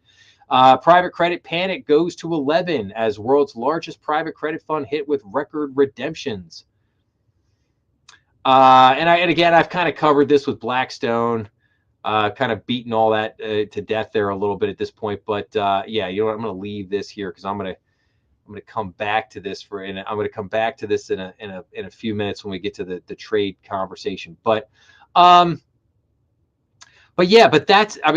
really it here on the private credit front. This is just the beginning of this. It's just the beginning of this. In going back to October, November of last year, when we finally started to see failures with Tricolor and First Brands and a few other companies, I began to sit there and say, okay, is the private credit market, is this about to pop, or what are we going to see here?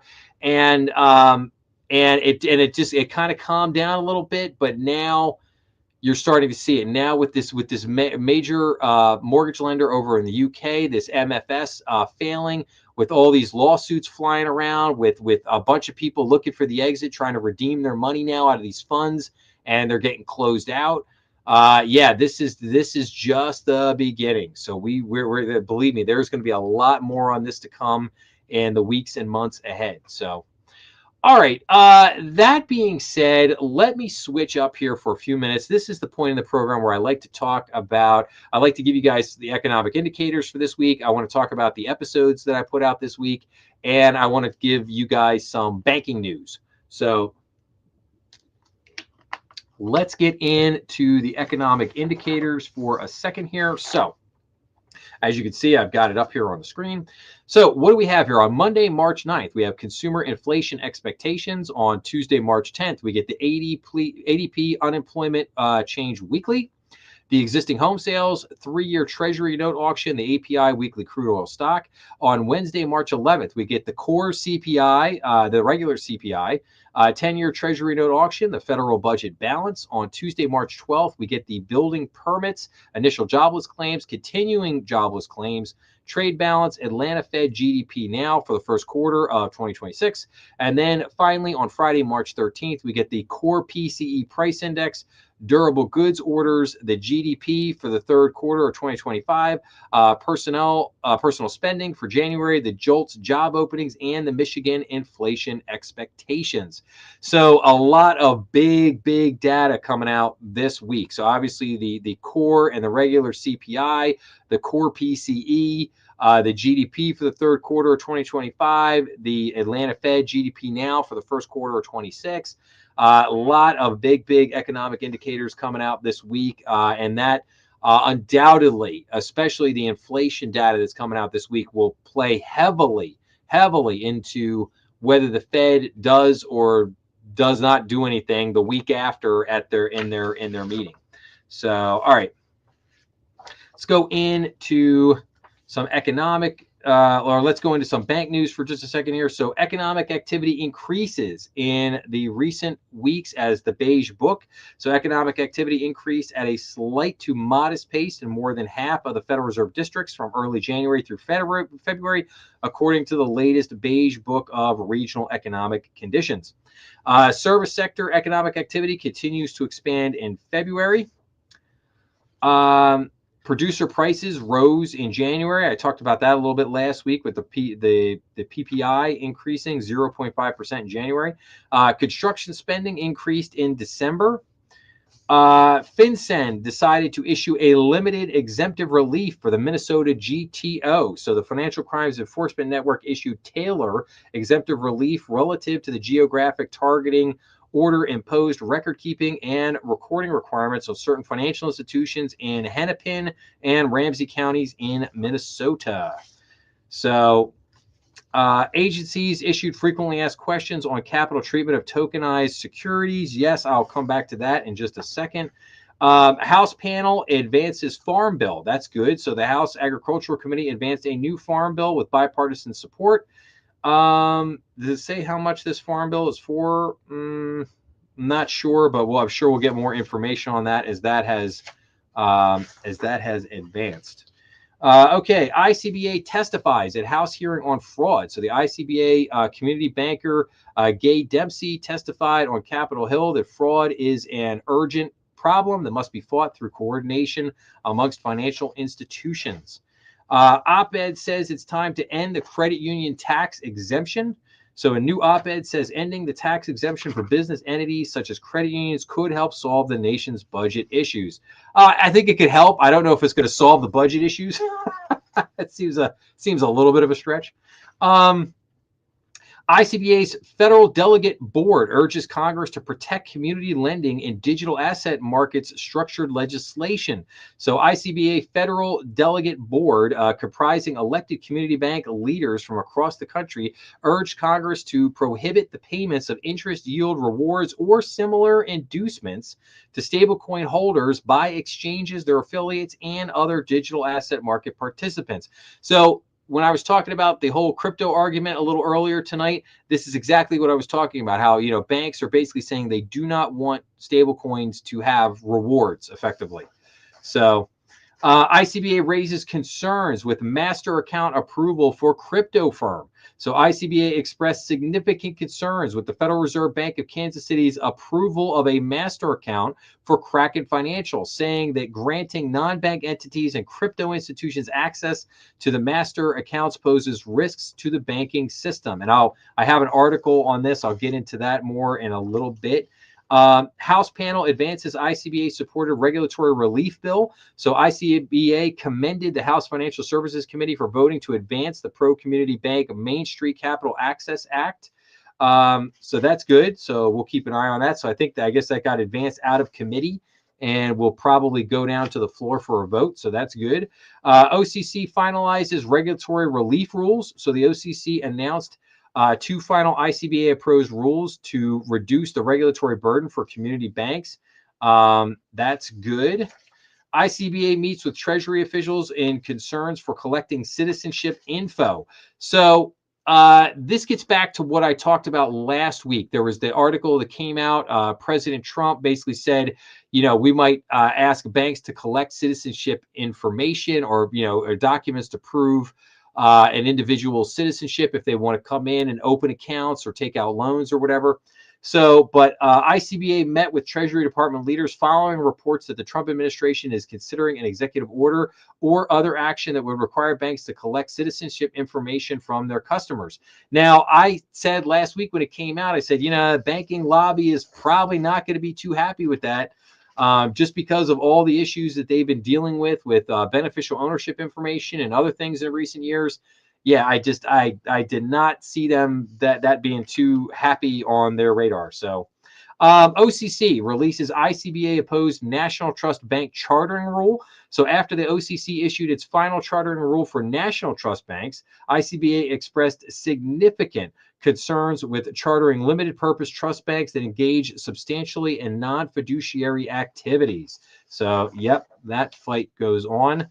Justice Department seizes $580 million from crypto scammers. So the Justice Department's Scam Center Task Force announced that it has seized almost $580 million from crypto scammers in Burma, Cambodia, and Laos in the last 3 months.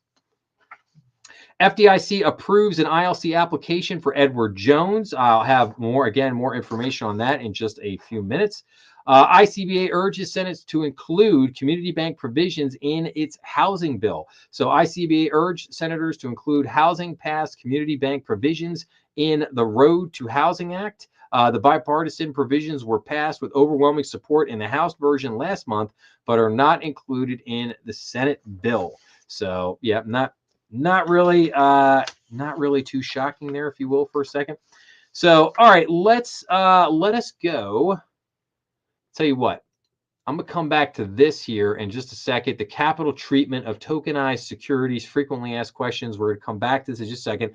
But, okay, so what were the 6 episodes that I put out this week? So first up on Sunday, I did a strategy room bonus episode titled "Did Jane Street Destroy Terraform Labs?" Now this gets into the crypto winter of 2026. So there was a huge lawsuit against Jane Street. If anybody doesn't know what Jane Street is, they are a high frequency trading firm on Wall Street.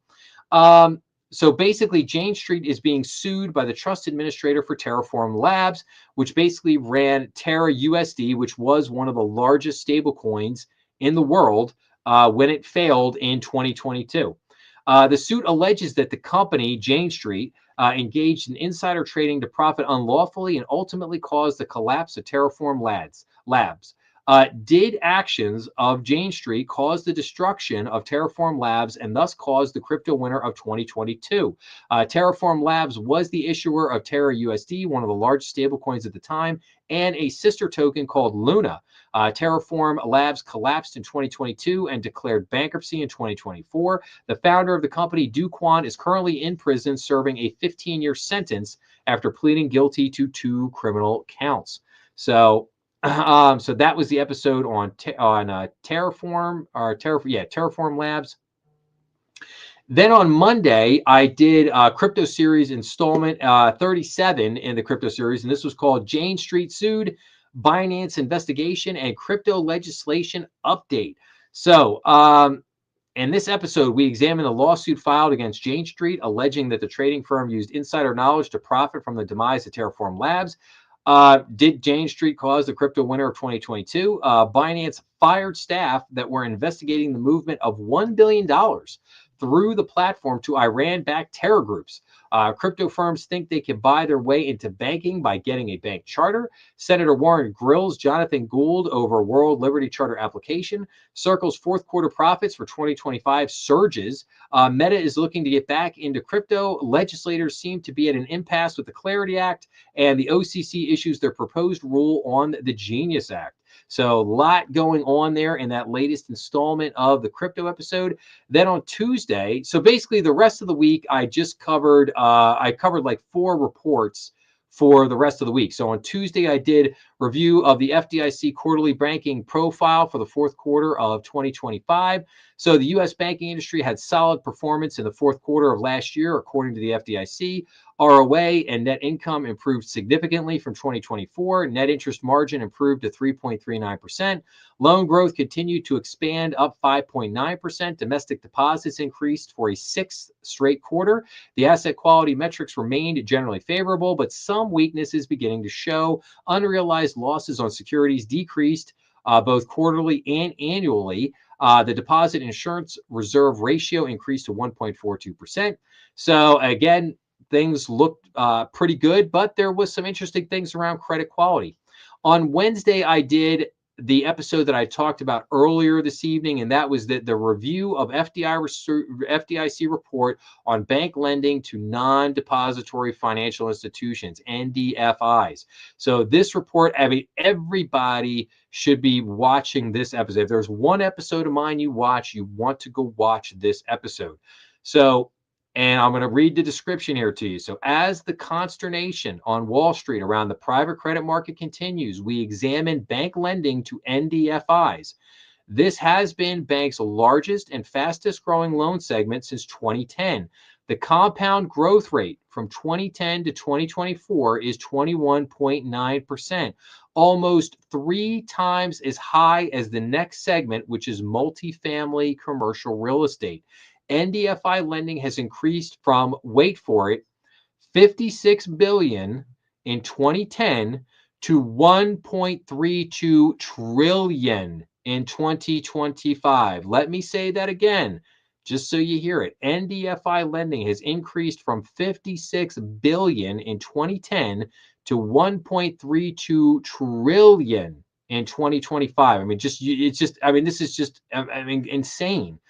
NDFI lending as a percentage of Tier 1 capital rose from just 4.1% in 2010 to 52.3% in 2025. The largest financial institutions have the highest concentration of NDFI loans. Starting in December of 2024, the call report filings were changed to require additional reporting on NDFI lending. In other words, that lending had become so big for the big banks that the regulators said, we got to change the call report to try to capture at least some of what is going on here with this NDFI lending. So these changes include the addition of 5 subcategories. Lending to NDFIs poses substantial risk to banks as the credit decisions, credit administration, and collateral valuations fall outside the direct control of banks. See examples of Tricolor and First Brands. So again, critically important to understand and go and watch that episode. If you want an understanding of why things are going bad in the private credit market, go watch that episode. It's called Review of FDIC Report on Bank Lending to Non-Depository Financial Institutions, otherwise known as NDFIs.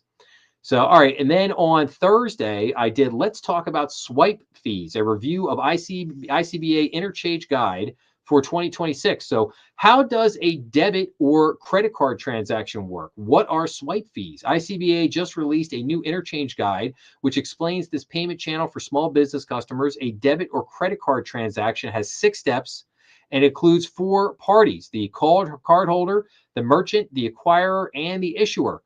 Swipe fees are what the merchant pays the acquirer to accept the card. Swipe fees have three parts. They have interchange, they have network fees, and they have acquirer fees. So interchange is what the issuing bank collects. You have debit and credit card interchange. Network fees are the portion that card networks, such as Visa and MasterCard, collect. Acquirer fees are the portion that acquirers, such as Square, Stripe, PayPal, and Clover, that's what they keep. So if you've ever been interested basically in understanding, okay, I go to the store and I have a debit card and I use that debit card to buy something. If you ever wanted to understand how that worked, what the process is, and how like who pays for what and how do companies make money off of that, go watch this episode. I have a great chart that explains how the whole debit card or credit card, how that process works. I actually think it's pretty neat.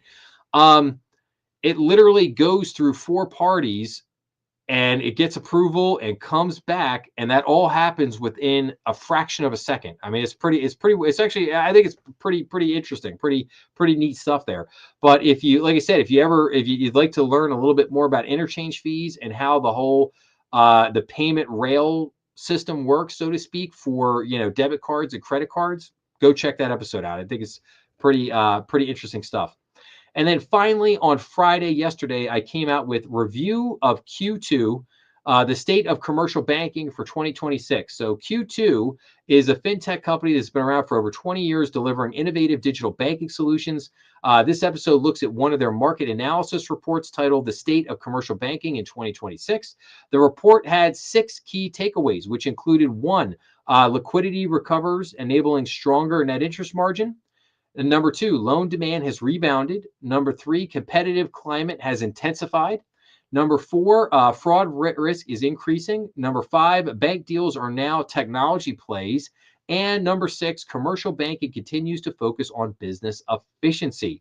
The report states that M&A momentum is being fueled less by opportunistic growth and more by the need to modernize platforms, integrate fintech capabilities, and reach AI at operational scale. Banks in 2026 need to focus on smarter pricing, sharper differentiation, faster decisions, and stronger trust. So those were the 6 episodes that I basically had coming out this week. Remember, I put new episodes out every Monday through Friday at noon, and you can find them on YouTube, Rumble, and all major podcast platforms. So, okay. Let us move back to, well, let's go into this for just a second here. Let me go through this. So, what is this? What are we looking at here for a second? Well, 3 agencies, basically the Federal Reserve, the FDIC, and the OCC, they basically released a frequently asked questions on what exactly is the capital treatment of tokenized securities. So this is kind of interesting here. So we got this. This is basically about a page and a half. So capital treatment of tokenized securities, introduction. So there has been increasing interest in representing ownership rights in securities using distributed ledger technology, otherwise known as DLT. Such securities are often referred to as tokenized securities.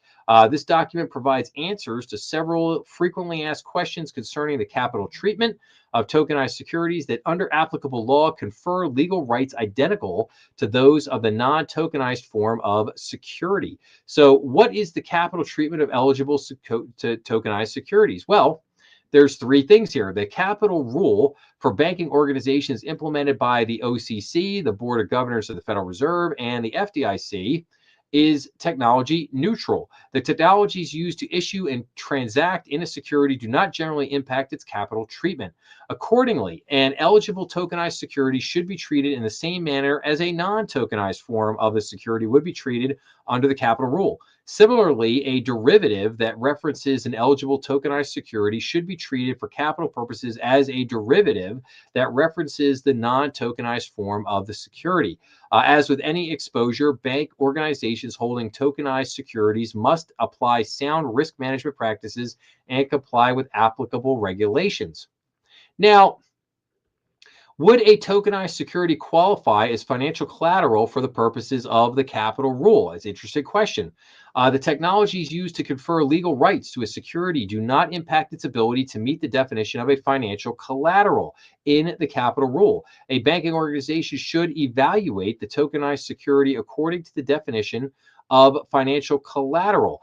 In the capital rule, an eligible tokenized security that satisfies the definition of a financial collateral would qualify as financial collateral for purposes of the capital rule and may be recognized by the banking organization as a credit risk mitigant if all the other relevant requirements in the capital rule are met. As financial collateral, an eligible tokenized security would be subject to the same haircuts applicable to the non-tokenized form of the security. And then finally, would the capital treatment of tokenized securities depends on whether the tokens are issued on permissioned or permissionless blockchains. No, the capital rule does not provide a different treatment based on the use of permissioned or non-permissioned blockchains. So again, this is really interesting. That the whole idea of securities, tokenized securities being used through distributed ledger technology, and what is ultimately their treatment? Like, how will they be treated? What will the capital treatment be? This stuff is all really interesting. And remember, Larry Fink, CEO of BlackRock, remember, he was up there at Davos basically saying that like everything is going to be securitized. Everything's going to be like tokenized securities. Everything is going to become tokenized securities. That's what he was saying at Davos. So it is it's not shocking to me that voila, all three the OCC, the FDIC, the Board of Governors of the Federal Reserve all came out, put out this frequently asked questions little memo here, and basically said like, okay, well, what's the capital treatment here going to be for these tokenized securities? And they're basically saying like, well, it's going to be treated like anything else. Nothing should be done any different, and you should still apply sound risk management and comply with all applicable regulation. So, okay, fair enough.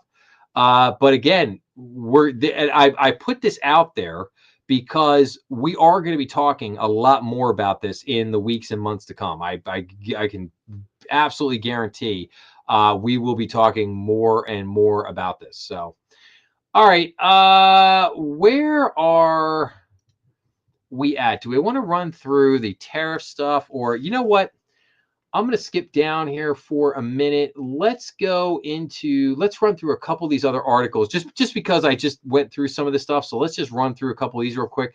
So let's kind of give everybody an update on what's happening with some of the, I've reported on the bank charter applications and all the charters, the applications that have been coming in fast and furious, and a lot of the crypto firms and digital asset firms that have gotten approved for different types of bank charters. And that reporting continues here. We're going to see a number of articles here. So first up was Kraken receives a Fed master account and a first for a crypto company. So access to the Federal Reserve's payment system has long been a dream for cryptocurrency firms, including Custodia Bank, which has sued the central bank in pursuit of access. But Kraken was granted a master account on Wednesday by the Federal Reserve Bank of Kansas City, marking the first time a cryptocurrency firm has gained access to the central bank's payment system. Payward Ventures, which is chartered in Wyoming, is a special purpose depository institution and does business as Kraken Financial, will now be able to move money on the same rails banks and credit unions use. The rails give Kraken faster and more efficient movement while reducing the complexity and cost of moving money, the firm said. This milestone marks the convergence of crypto infrastructure and sovereign financial rails. Kraken co-CEO Arjun Sethi said in a prepared statement on Wednesday, with a Federal Reserve master account, we can operate not as a peripheral participant in the U.S. banking system, but as a directly connected financial institution. Now, obviously, the banking industry not happy about this one, not happy about this in any way, shape, or form. That's kind of a given. But it's happened. It's happened, and they got it. And then we got some other ones here. So Morgan Stanley partner Zero Hash applies for OCC trust charter. So the application comes amid fierce blowback from a bank trade group leader who criticized the OCC's unfettered discretion on which firms get charters and for which activities. So again, you're seeing, yeah, major blowback from the banking lobby, the banking industry, as it were. But these companies continue to apply for and get these charters. So Zero Hash, a cryptocurrency service provider that counts Morgan Stanley, Stripe, and Franklin Templeton among its partners, has applied for a national trust bank charter with the Office of the Controller of the Currency. Stephen Gardner, Zero Hash's chief legal officer, who's been tapped to serve as the trust bank CEO, called the application a natural next step in offering robust global licensing coverage and continuing to expand our product offering. The application comes, though, as the leader of the bank trade group leveled a strong statement against the influx of trust charter activities at the OCC. In a speech Tuesday to the Carolina Bank Directors Forum, Conference of State Bank Supervisors, CEO Brandon Milhorn called recent changes to the OCC's chartering process hardly innocuous. Referencing a final rule the OCC issued last week, Milhorn cited that he sees an incremental expansion of chartering authority the agency has taken since the 1860s. Now the OCC seems to think that they could take bites and pieces of all these authorities and cobble them together in any number of Frankenstein charters, Milhorn said Tuesday, but that is inconsistent with the history of the National Bank Act and the OCC's specific limited charter authority. Okay, well, I mean, I don't disagree. I think he makes a fair point there, but they're moving forward with this stuff anyway. What's the old saying? I mean, once the toothpaste is out of the bottle, it's pretty hard to put it back in, right? So then we continue on. Morgan Stanley brings a trust charter pursuit into the mainstream. So the banking behemoth's application lands at the OCC as a flurry of fintechs vie for the same license. Morgan Stanley has recently partnered on a crypto trading effort. So national trust banking charters aren't simply for fintechs, it turns out. Morgan Stanley has applied with the Office of the Controller of the Currency to create a national trust bank, according to documents made public on Friday. So Morgan Stanley Digital Trust National Association said it would be called, intends to custody certain digital assets and conduct certain activities incidental to the business of banking, including the purchase, sale, swap, and transfer of digital assets to support client investment activities and facilitate customer staking of digital assets on a fiduciary basis. So, Morgan Stanley looking to move forward with that. Edward Jones gets FDIC's nod for an ILC charter. The approval caps a nearly 6-year journey for the investment firm, which aims to launch an industrial bank next year. So the FDIC has approved investment firm Edward Jones' application for an industrial loan company charter. The approval caps a nearly 6-year journey for Edward Jones. The company first filed for an ILC charter in 2020, but withdrew it 2 years later, citing the current environment at the time and recent conversations with the FDIC. Edward Jones resubmitted its ILC charter application last April to the FDIC and the Utah Department of Financial Institutions. So Edward Jones got their charter. Now we got Revolut applies for OCC charter. So Seton Duransoy has been named the fintech's U.S. CEO, succeeding Sid Jajodia, who is now Global Chief Banking Officer. So Revolut has applied for a U.S. banking charter, and at Federal Deposit Insurance has appointed Duransoy its new U.S. CEO, the British neobank said Thursday. So this is very interesting. Duransoy joined Revolut in January from fintech marketplace Raisin, where he was CEO for 3 years, according to his LinkedIn profile. He previously held executive roles at Capital One, Visa, and Fundbox.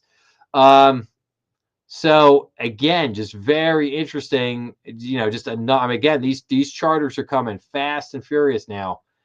Fast and furious. OCC's proposed threshold change divides bank trade groups. So community lenders warned that boosting an asset threshold to $700 billion from $50 billion would go far beyond what is appropriate or safe, but large banks want the heightened standards scrapped.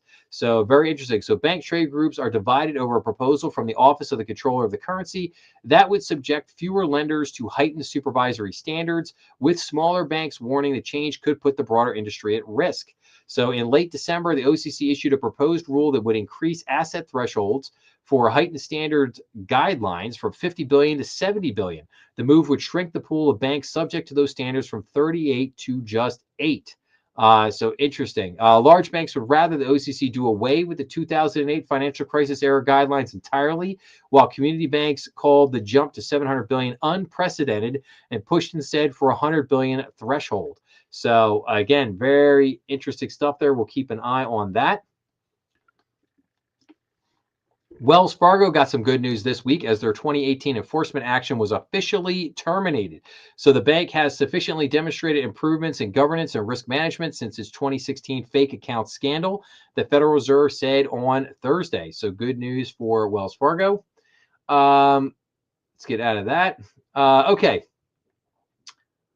me see if I can make this a little bit bigger here. So a big home banking let's see, our big home banking headache is going away soon. So on March 5th, the trigger leads went away, so which was great. So home buyers will no longer be hit with a flood of unsolicited financing options when they apply for a mortgage approval, the end result of a law banning what is known as trigger leads. The Home Buyers Privacy Protection Act, signed into law last year, kicks in on March 5th. It allows home buyers to sue for violations with potential damages reaching up to $1,500, and violators also subject to regulatory enforcement. For years now, when a buyer has applied for a mortgage, a professional has run a check on that person's credit. Credit agencies, not the bank, the credit agencies, and often third-party marketing firms are alerted to this and turn around to tell other mortgage lenders and intermediaries that the person is looking for a mortgage, a concept called a trigger lead, essentially selling them the opportunity to reach out to the buyer. With the growth of technology, the practice has led to buyers being inundated with dozens or hundreds of calls or text messages from lenders of all stripes, as well as potential scammers. Mortgage lenders have stressed that consumers often believe it is the lender that is selling the access, leading to damaged clients' relationships. So yes, I've talked about this before. This was never the banks involved in this at all, and this was always Experian, TransUnion, Equifax. This was always their deal. This was always them pushing for this. So I am very, very happy that this is now finally gone away. It, like I said, ended on March 5th, which was Thursday. So very happy to see the whole trigger leads things going away. So if you apply for a mortgage in the next few weeks, the next few months, you won't have to deal with that garbage, which is fantastic. Okay, federal independent contractor rules are changing again. Here's what you should know. So the Department of Labor proposed a new independent contractor rule replacing Biden's 2024 standard. The revised rule applies an economic reality test focusing on control and entrepreneurial risk. Companies must review their contractor agreements and comply with state-level independent contractor laws. So the Department of Labor has proposed a new rule clarifying what makes an independent contractor, and businesses should take note. The proposed rule applies an economic reality test to determine whether a worker is in business for themselves or whether they are dependent on their employer for work. It ultimately makes it easier for businesses to clarify workers as contractors rather than employees. But under the current framework, employers are required to use a stricter 6-factor test to determine if a worker is an independent contractor or not. Officials from the Department of Labor stated in an announcement that the old rule, which was issued by President Joe Biden in 2024, could be viewed as setting a higher bar to find independent contractor status than the law requires. The new proposal represents an updated version of a previous rule issued under President Donald Trump's first term. It is open for public comment until April 28th. The proposed rule ultimately focuses on who controls the work and who assumes the entrepreneurial risk, which Edwin Wazani, CEO and lawyer for justice, stresses lines up more closely with judicial precedent. So again, hopefully this will turn out to be a good thing and make it easier for people to determine whether or not an independent contractor is that or is an employee. So keep an eye on that one.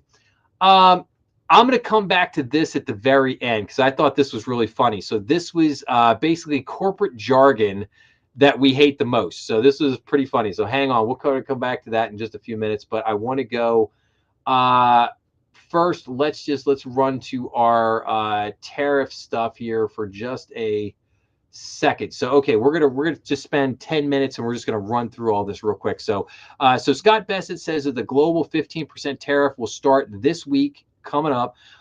Predicts Trump's duties will return to old levels later this year. So Treasury Secretary Scott Bessent said that Donald Trump's recently announced 15% global tariff will likely be implemented this week. That would be an increase from the current levels of 10%.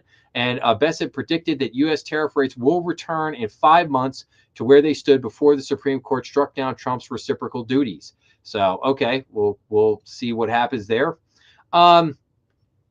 Treasury Secretary Bessent says the U.S. will make a series of announcements to support oil trade in the Gulf. So, yes, he did. And here's what they did. U.S. creates a $20 billion reissuance fund, reinsurance fund, basically, for Gulf shipping amid the Iran war. The latest measure comes after U.S. oil prices posted their biggest weekly gain in trading history. So the Trump administration created a $20 billion federal reinsurance program for commercial oil and gas vessels to restore tanker traffic in the Strait of Hormuz. White House officials have been employing various measures to stabilize global energy markets as oil prices broke $90 per barrel at the end of the trading week amid the conflict in Iran. President Donald Trump announced earlier this week that his administration would provide guaranteed political risk insurance and, if needed, naval escorts to ensure the global flow of oil. So, yeah, this will certainly help. But a lot of people, I saw some people online this week ask the question, like, how could the Strait of Hormuz, how could that be closed if the U.S. had sunk apparently all of Iran's naval vessels, right? So it's kind of like how could that be sunk? Well, two things. The first thing was Iran did sink a couple of oil tankers in the strait. That, just doing that, gums up the works. The other thing was the insurance companies. Insurance companies were basically like, we will not send our carriers through the strait because we're not going to risk the damage. And they basically were telling companies that, hey, if you want to take that tanker through the strait, we're not going to insure you. You get blown up, and that is going to be on you. You get your employees killed, the thing gets sunk, that's going to be on you. So because the insurance companies were pulling back, that means a lot of companies were like, all right, we're just not going to take the risk of going through there. So thus, this is why the administration is basically creating this $20 billion reinsurance fund to try to get, basically say, hey, listen, if anything happens to your tanker, we'll cover it. But, for right now, you go right on ahead. So that's why, and again, I'm sure it will help. At the beginning of the live stream tonight, I talked about the oil prices and the spiking, and I talked about how I think that the oil prices will go up to $100 within the next week or two, and will probably spike over $100 a little bit, but then will eventually begin to come back down. But like I said, this will help. Like this, I don't think it'll help a ton, but it will help a little bit. So okay, now. Federal appeals court rejects the Trump administration's bid to delay the tariff refund. So the administration was seeking a months-long delay. So basically, the Trump administration went to this federal appeals court, basically said, hey, can you give us a month on the tariff refunds?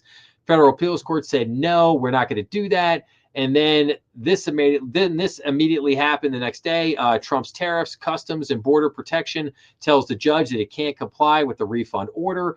So U.S. Customs and Border Protection told Court of International Trade Judge Richard Eden it cannot currently comply with an order to fund reciprocal tariffs imposed by President Donald Trump. CBP, in a court filing, disclosed it had collected about $166 billion in IEPA tariffs since last year, involving more than 330,000 importers who made more than 53 million entries. The Supreme Court ruled recently that Trump's IEPA tariffs were illegal. CBP suggested it could begin issuing refunds by late April after revamping its technology. Eaton's fund order was issued in a lawsuit filed by Atmos Filtration, but applies to all disputes paid under the IEPA tariffs. So we had that happen, and then we had this. More than 20 states sue over Trump's new global tariffs. The new lawsuit comes 2 weeks after the Supreme Court struck down a set of tariffs the president's issued. So a coalition of 24 states filed a lawsuit on March 5th in federal court against President Donald Trump's new global tariffs. The Democratic state attorney generals and governors argued in the suit filed with the New York-based U.S. Court of International Trade that the new tariffs, which are being implemented under Section 122 of the Trade Act of 1974, are beyond the president's authority. The current tariff rate is set at 10%, but Trump has said that he will raise it to 15%. Again, I think this is going to fail. As far as this lawsuit on behalf of the states is going to fail. Like what happened, and again, I covered this last week in last week's live stream when I did this whole conversation on the IEEPA.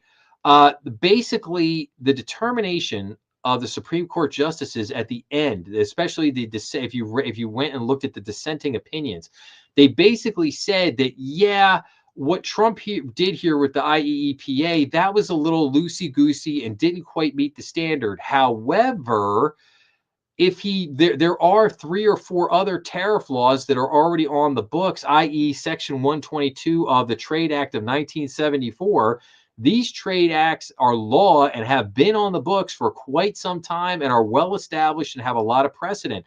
So if the president decides to use those, he'll be fine. And that's exactly what he's doing right now. So I think that they're going to sue. Maybe this goes back to the Supreme Court again, but I have a feeling that when this goes back, Trump will win this one the second time around. He'll win hands down because they'll basically say, no, he used an existing trade law. He did it all by the book, and that's it. There's nothing you can do about it. It is what it is.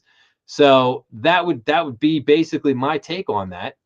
However, we did have this. So the U.S. Customs expects tariff refund system to go online within 45 days. So the CBP said it has collected about $166 billion.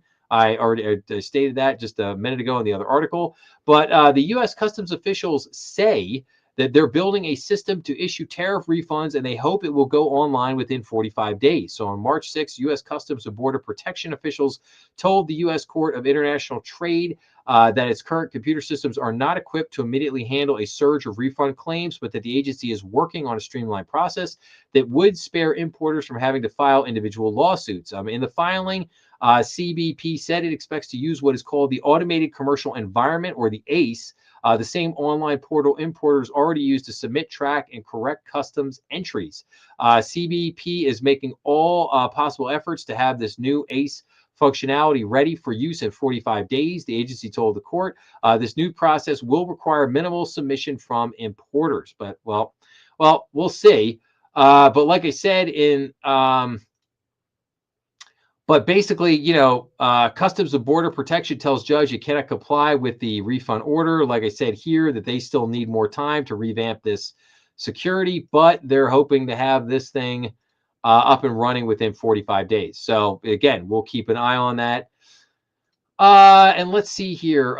New York Fed's Williams, again, this is John Williams, basically says the tariff burden falls overwhelmingly on U.S. businesses and consumers. Now, again, this kind of gets into this whole notion of this dueling narrative. There has been this dueling narrative for a year now that, the consumers and businesses are all paying for the tariffs. Well, no, they're not. The consumers haven't done that. And here, John Williams cited and I showed this in the live stream last week, if anybody wants to go back and look at that. But I showed the report that John Williams references here, and it's a ridiculous garbage. It's not even a report. It's like a page and a half. It's just like an article that a couple people from the New York Fed put up there, and obviously John Williams being the head of the New York Fed, he has to defend his employees there basically.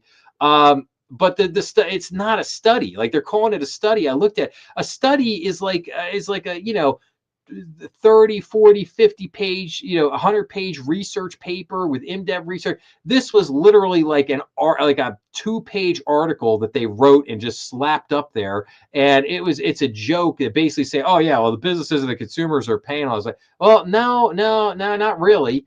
But then you get the other narrative here where you get this. U.S. firms are still reluctant to pass tariff-related costs to customers. The Fed, and this is from the Fed. The Fed says businesses suggest that prices will rise at somewhat slower pace in the near term. So many U.S. firms remain reluctant to pass their tariff-related costs to customers, according to the Federal Reserve's latest Beige Book report released on March 4th. The Beige Book, a periodic summary of economic conditions across the central bank's 12 districts, showed moderate price hikes, with 8 districts reporting moderate price growth and 4 seeing slight or modest increases. Scores of firms reported price increases across several non-labor inputs, including insurance, energy, metals, raw materials, and utilities. In 9 districts, businesses attributed higher costs to tariffs. While some firms have passed these tariff-related costs to customers after previously absorbing them, others say they have refrained from doing so. Still, most districts received reports from some firms holding selling prices stable despite higher costs because their customers were increasingly price sensitive. So on balance, firms expected prices to rise at a somewhat slower pace in the near term. So yes, I mean, I think that if you want to make the case that businesses have absorbed this cost, yeah, I think that might be a fair statement to say. But what cost, what businesses, and how much, I think a lot of that is up for debate. But one thing is clear. These tariffs have not, the cost of the tariffs has not caused inflation. It has not caused prices to go up, and those prices have not been passed on to the consumers. And that is clear, but yet, like I said, you still continue to see these dueling narratives of one side saying, "Oh yeah, you got, oh yeah, there it's overwhelming that all these the U.S. businesses and consumers are paying for these tariffs." Well, no, it's not. And the wild thing is that you got this coming out of the New York Federal Reserve, and then you've got this coming out of the Beige Book from the Federal Reserve Board of Governors. So these are conflicting stories within the Federal Reserve itself, which just make a lot of this stuff, really, crazy to see. So anyway, all right, but let's look at this real quick. So U.S. factory activity continued to expand in February. So the Institute for Supply Management said its Purchasing Managers Index of manufacturing activity was 52.4 in February, compared with 52.6 in January. So the U.S. factory activity expanded in February for the second straight month as new orders and production continued to grow. A survey of manufacturing firms said. The Institute for Supply Management said on Monday that its Purchasing Managers Index manufacturing activity was 52.4% in February, compared with 52.6% in January. A consensus of economists polled by the Wall Street Journal expected a reading of 52. A reading above 50 points to expansion in activity in the sector, though one above 47.5 over a period of time generally indicates an expansion of the overall economy. So great report here on factory workers. We see a big expansion. That's great. The second month in a row. Let's keep that rolling, right? And then we have here, behind America's new industrial revolution, the United States is outpacing many advanced economies in growth and productivity. So the U.S. economy grew faster than many predicted over the past year, outpacing their advanced economies, especially in Europe, where growth has nearly stalled. Analysts said President Donald Trump's pro-growth policies, combined with a surge in investment in artificial intelligence, have further strengthened the country's economic momentum. You're kidding. I'm shocked. You put people back to work and amazing things happen. That's wow. That's who'd have thought, right? Who'd have thought? The United States is at the doorstep of a new industrial revolution. A financial advisor and the founder of Babylon Wealth Management stated, he said the country's strong capital base, skilled workforce, and shareholder-friendly environment make it more attractive to investors than other markets. It talks about how, recently, the market was up and blah, blah, blah.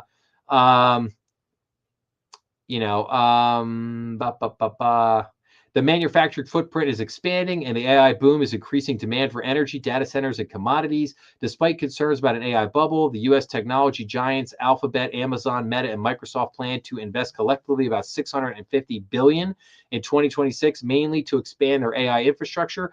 These trends are driving renewed investor optimism. So yeah, again, great stuff to see here, and we want to keep that rolling. Okay, a little, I think, a little on the prediction markets front here. So Kalshi and Poly markets are each eyeing roughly $20 billion valuations. So prediction market rivals are speaking to investors about roughly doubling their previous valuations. Yes, no doubt. I've done 3 episodes on prediction markets recently. If anybody wants to go check those out, but yeah, I mean, this is one of the problems with prediction markets. There's so much money here right now, and Kalshi and Poly markets, like these two companies, are just blowing up. It's what is making all these other firms like Coinbase and Robinhood and Susquehanna, like Wall Street, Goldman Sachs, like they all want to get in on. They all want to get in on this, but there is a dark side to this whole thing, and you want to see the dark side? Here it is, right here.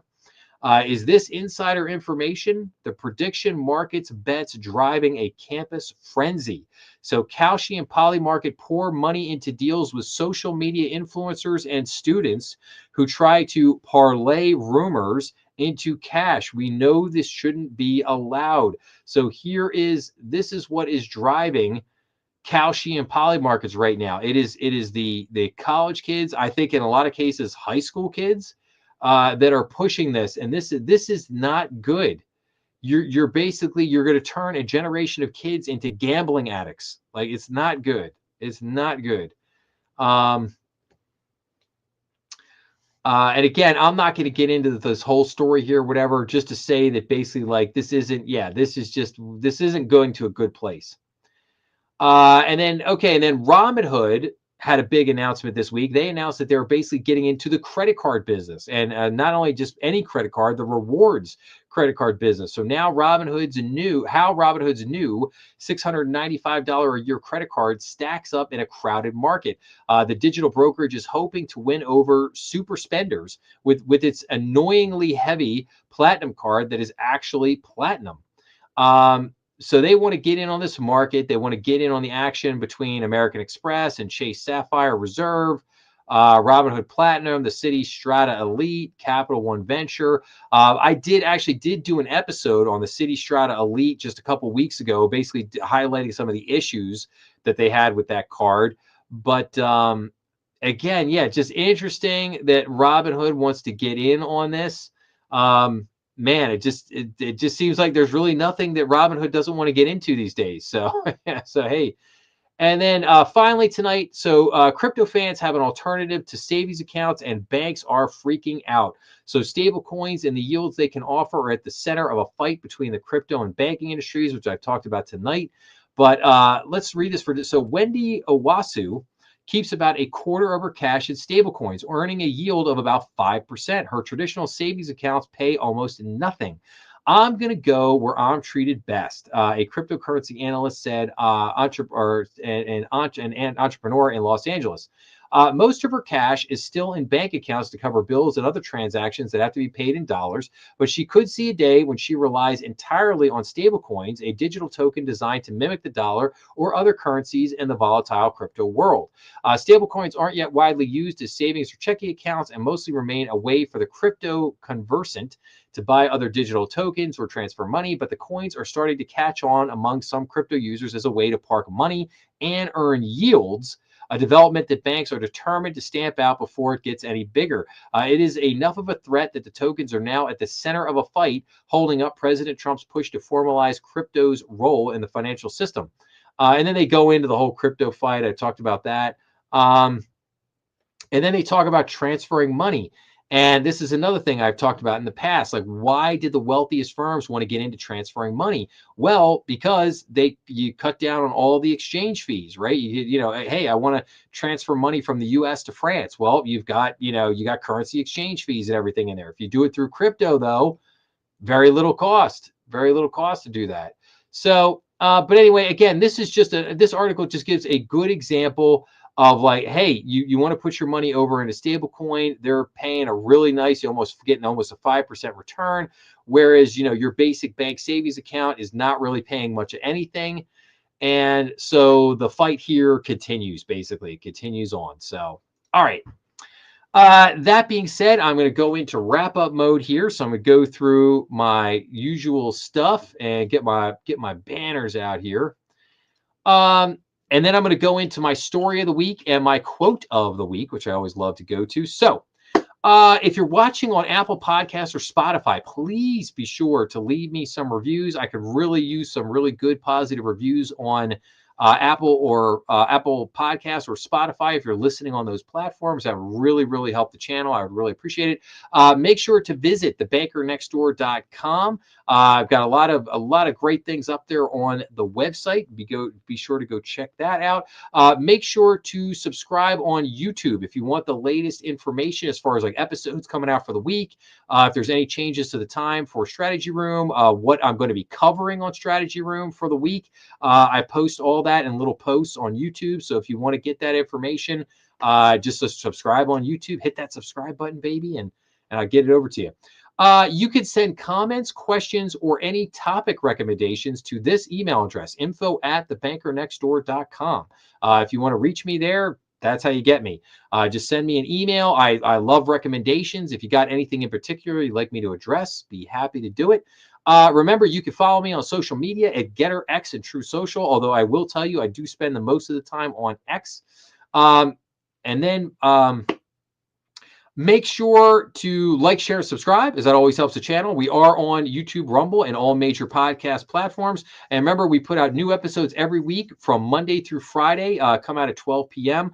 Vast majority, I know I've had a few longer episodes in the last week or so. I've had a couple of like 24, 25-minute episodes, but I generally try to keep episodes to 10 to 20 minutes in length. Usually most of them are probably 13, 14 minutes on average.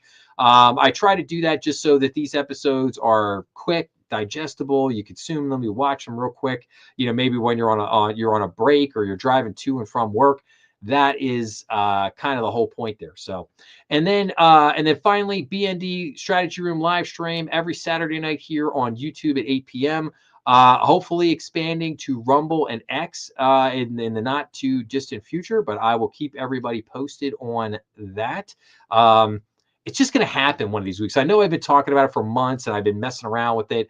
I had a few technical difficulties with it, but I've gotten a lot of that straightened out now. But one of these days, it's just going to happen. I'm just going to magically be on all these different platforms one night. It's going to be wonderful.